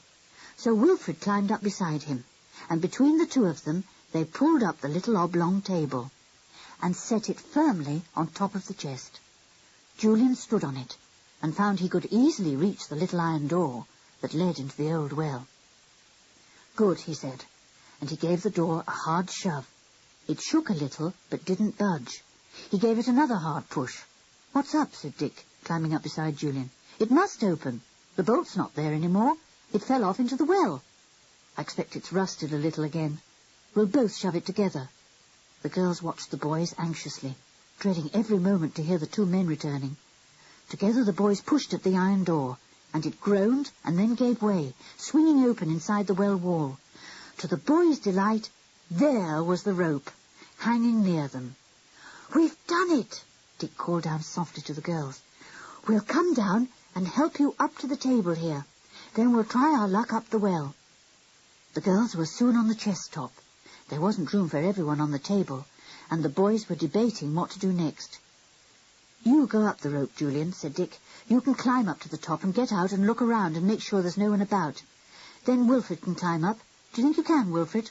"Of course," said the boy. "Then I can help Julian to wind up the girls." "Right," said Dick. "I'll stay here with the girls and help each of them onto the rope. First Anne, and you two can wind the rope up with her on it. Then George can go, and I'll follow last of all and shut the well door. And when the men come, they won't know how in the world we got out of the treasure chamber," said Anne, grinning. "What a shock for them." "When you've all gone up safely, I'll climb in myself and shut the door," said Dick. "Ready to? I'll shine my torch for you." Julian nodded. He squeezed through the old iron door, reached out for the rope, and swung on it for a moment. Then up he went, hand over hand, till he reached the top, a little out of breath, but delighted to be out in the open air and the bright moonlight. It seemed almost as light as day.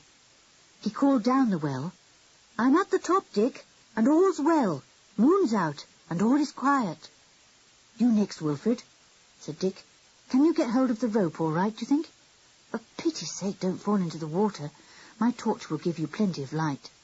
"Don't worry about me. It's just like being on the ropes at gym in school," said Wilfred scornfully. He swung his legs into the opening, leapt at the rope, hung on, and began to climb up just like a monkey. Julian's voice came down the well again, echoing hollowly, sounding rather queer. "Wilfred's safely up. Now send Anne.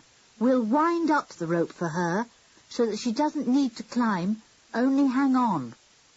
Through the opening went Anne, and sat on its ledge. "Can you swing the rope a bit, Julian?" she called. "It's rather far for me to jump." "Goodness gracious! For goodness sake, be careful," called Julian in alarm. "Tell Dick to help you." But the well wall opening was so small that Dick couldn't even look through it while Anne was sitting there. "Don't jump till you've got firm hold of the rope, Anne," he told his sister anxiously. "Is Ju swinging it to and fro? Can you see it clearly? It's so dark in the well, and my torch isn't too good now." "Yes, I can see it," said Anne. "It bumped against my legs then, and I just missed getting it. Here it comes again. I've got it. I'm going to hold on to it tightly and drop off the ledge. Here I go." She sounded very much braver than she felt.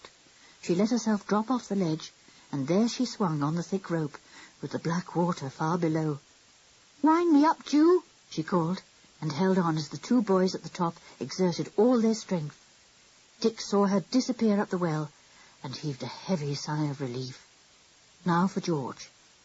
He climbed down from the table and chest, and looked for George and Timmy, shining his torch everywhere. To his utmost surprise, he couldn't see them. He called softly, "Timmy?" A small stifled whine came from somewhere. Dick frowned. "George, where are you?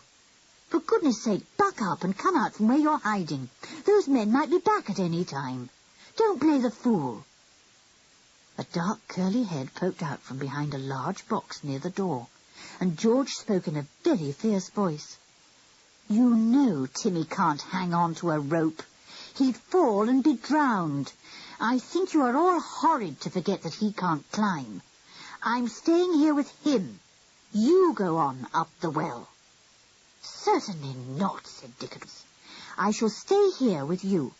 I suppose it's no use asking you to let me stay with Tim while you climb up." "Not the slightest use. He's my dog, and I'm jolly well sticking by him," said George. "He'd never desert me, I'm sure of that." Dick knew George only too well when she was in one of her determined moods. Nothing, absolutely nothing, would make her change her mind. "All right, George. I expect I'd feel the same if Timmy was mine," said Dick. "I'm staying here with you, though." "No," said George. "We'll be all right, Tim and I." Dick ran to the chest and table that he had used to get up to the opening in the well wall, and climbed quickly to the top. He swung himself through, sat on the edge of the opening, and called up the well. "Julian, are you there? Listen. George won't leave Timmy because he can't climb up the rope, so I'm staying with her." No sooner had he said these words than he heard someone unlocking the door of the room they were in. Timmy growled so fiercely that Dick's heart jumped in fear. Suppose Tim leapt at those men, and one of them had a gun. George heard the noise of the key turning in the door, and quick as lightning, she went behind a pile of boxes with Timmy. "Go for them, Timmy, just as soon as you can," she said. "Get them down before they can hurt you." "Gruff," said Timmy, understanding every word. He stood beside George, ears cocked, showing his teeth in a snarl. The door opened, and a man came in, carrying a lantern. "I've brought you a light," he began, and then Timmy leapt at him. Crash! Down went the lantern, and the light went out. Down went the man, too, shouting in fear as the big dog leapt on his chest, his hairy face so close that the man could feel the dog's hot breath. The man's head struck against the edge of a chest, and he was suddenly still and silent. "Knocked out, I do believe," said Dick to himself, and very cautiously shone his torch round. Yes, there was the man on the floor, eyes closed, unmoving. George was at the open door looking out, Timmy by her side. "Dick, I'm taking Timmy down the secret way through the cliffs. I'll be perfectly safe with him." "I must tell Julian," said Dick. "He's still at the top of the well, expecting you and Timmy. You go as quickly as you can and be careful. Timmy will look after you." George disappeared at top speed, her shoes making no sound. She looked anxious but not afraid. "Good as a boy," thought Dick, for the 100th time. "Every bit as good as a boy. Doesn't turn a hair. Now, I'd better get back to that opening in the well, and tell Julian that George and Timmy have gone down the secret way. That man is still locked out, thank goodness." He was soon on top of the chest and table, and peering through the hole. He could see the light from Julian's torch far away at the top, the light flashing on and off as if signalling. Dick called up, "Julian!" "Oh, so you're still there," said Julian, sounding very relieved. "Anything happened?" "Yes," said Dick. "I'll tell you in a minute. Swing the rope a bit, Ju." The rope swung near Dick, and he caught it, and was just about to swing himself into the well when he heard a noise. He looked back into the vast room, which was now in darkness, for he had switched off his torch. Someone came in hurriedly. "What's happened? Why didn't you—" Then he stopped as the light from the lantern he carried picked out the figure of the man on the floor. He gave an exclamation and knelt down by him. Dick grinned to himself. What about a nice little shock for this fellow? He reached down to the sturdy little table, gave it a shove that sent it hurling down to the floor, and then swung himself into the well on the rope. He was just in time to see the table fall with a crash by the man with the lantern, and to hear him shout in fear, and then Julian and Wilfred hauled him up the well, still grinning to himself. Bit of a shock for those men, he thought. George and Timmy disappeared, and the rest of us gone most mysteriously. Pull, Julian, pull. I've a nice little story to tell you. As soon as he was up on the well wall, telling the others what had happened, they laughed in delight. Good old George, good old Timmy. George knows the way down the cliff passage all right, and if she didn't, Timmy would take her safely, said Julian. We'll go down on the rocks and meet her, I think. She should be all right, because the moon's out now, and everything is as light as day. And off they all went, through the wood, laughing, when they thought how puzzled and mystified those men must be. Chapter 19. Anne is a tiger. In the meantime, George was hurrying down the secret way through the cliffs. Timmy ran first in front and then behind, his ears pricked for any possible pursuer or danger. He could hear no one. Good. Both he and George were glad to hear the babbling of the funny little underground stream as it ran swiftly down towards the sea. It's a nice friendly sound, Tim, said George. I like it. Once or twice they slipped from the wet ledges into the water, and George felt a bit afraid of falling and breaking her torch. It wouldn't be much fun if we had to go down this passage in pitch dark, she told Timmy, and he gave a little woof of agreement. What's that bright light? Said George suddenly, stopping in the passage. Look, Tim, awfully bright. Is it someone coming with a lantern? Timmy gave a loud bark and rushed in front. He knew that lantern all right. It was the one that somebody sometimes hung in the sky, and that George called the moon, didn't you know? George soon did know, of course, and cried out in delight. Oh, it's the moon, of course. Dear old moon. I'd forgotten it was a moonlight night tonight. I wonder where the others are, Timmy. You'll have to smell them out. Timmy already knew where they were. He had caught their scent on the wind. They weren't very far away. He barked joyously. Soon they would all be together again. He and George came out of the tunnel in the cliff and found themselves on the rocks. The sea was splashing over them, and the waves gleamed brightly in the bright moonlight. George saw something moving in the distance. She put her hand on Timmy's collar. "Careful, Tim," she said. "Is that someone coming over there? Stay by me." But Timmy disobeyed for once. He leapt away and splashed through pools, over seaweed, over slippery rocks, barking madly. "Timmy!" called George, not recognizing who was coming. "Timmy, come back!" And then she saw who were coming over the rock in the bright moonlight, picking their way through the slippery seaweed. She waved and shouted joyfully, "Here I am! I've escaped all right!" What a joyful meeting that was! They all sat down on a convenient rock and talked 19 to the dozen, telling each other what had happened.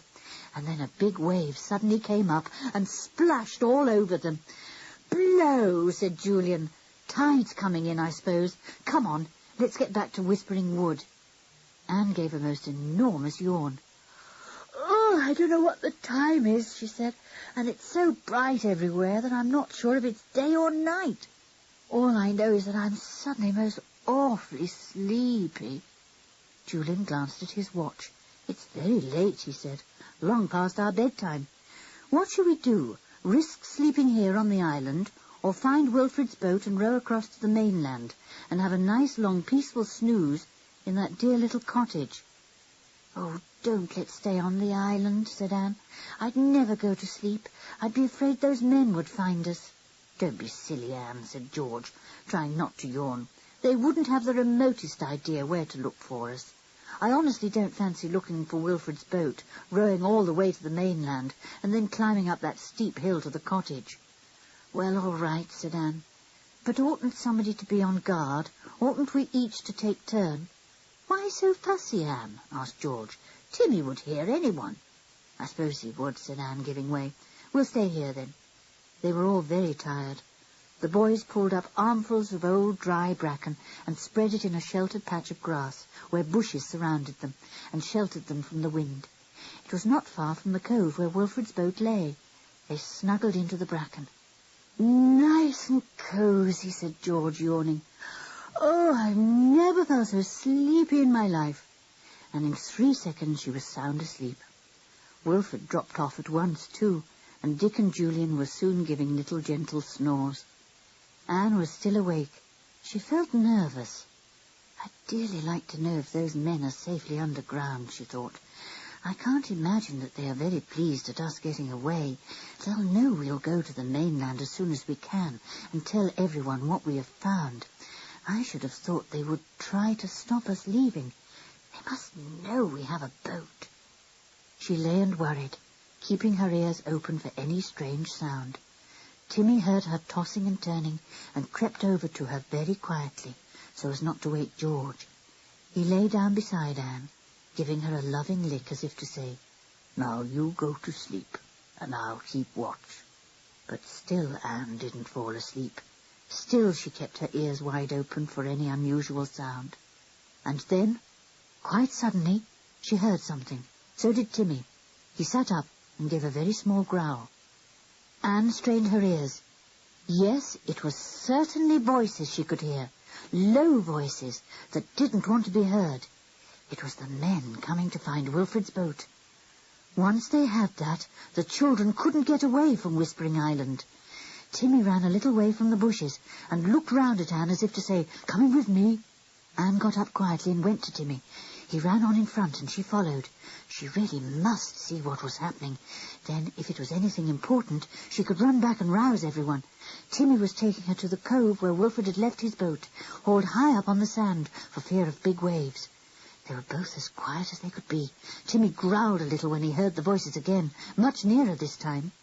The men had come quietly round the island in their own boat to set Wilfred's boat adrift.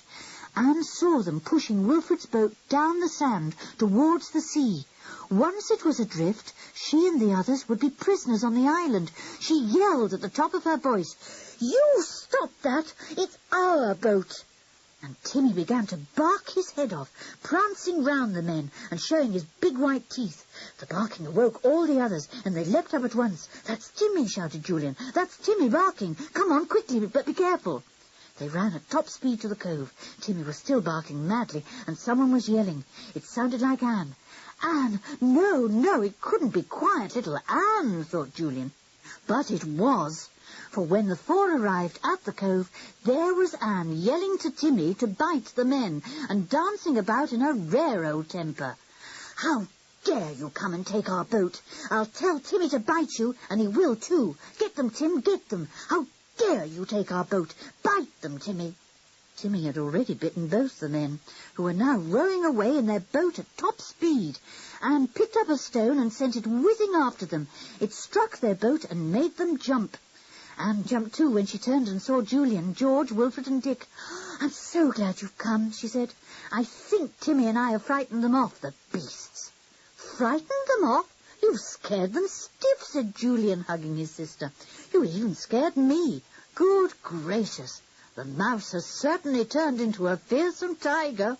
I can almost see smoke coming out of your nostrils." "A tiger? Did I really sound like a tiger?" said Anne. "I'm glad. I hated you all thinking I was a mouse. You'd better be careful now. I might turn into a tiger again." The men were now out of sight, and Timmy sent a volley of barks after their vanished boat. What chance had any men against a dog and a tiger? Woof! "Julian, why can't we row back to the mainland now?" demanded Anne.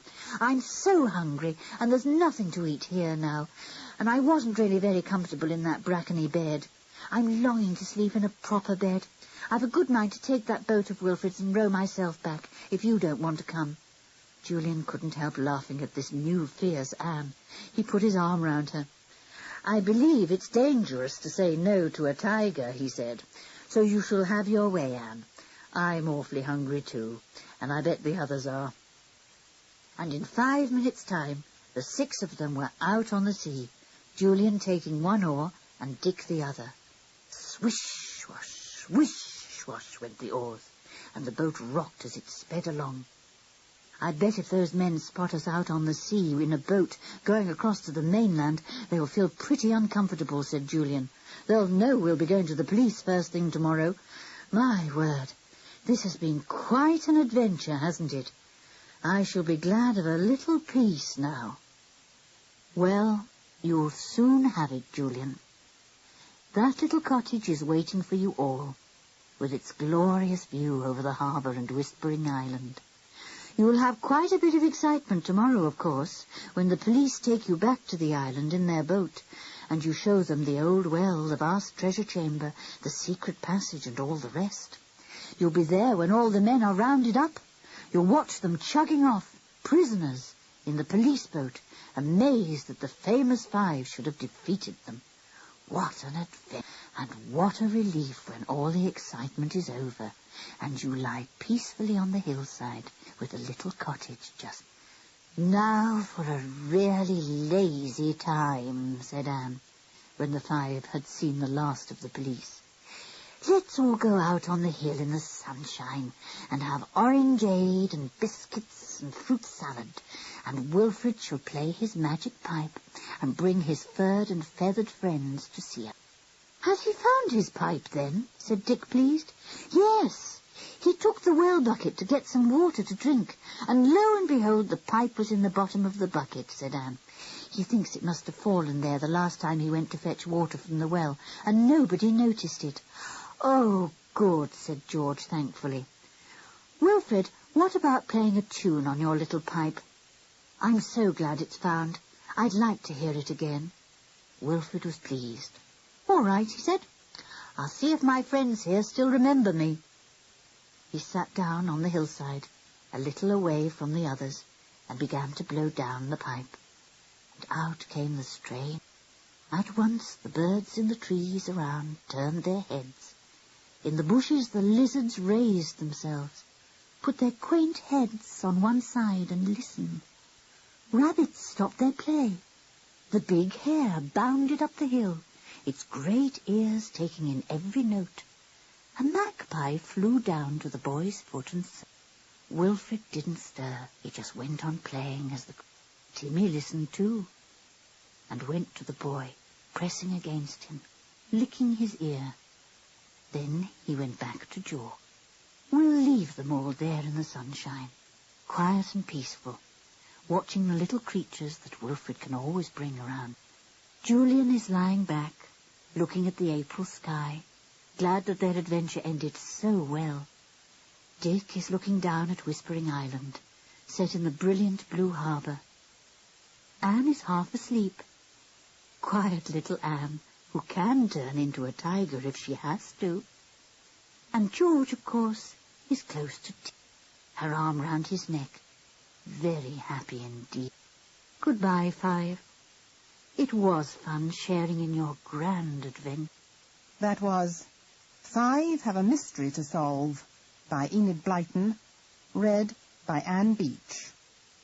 We do hope you've enjoyed this Chivers audiobook, and if you'd like to listen to further titles, please contact your local library.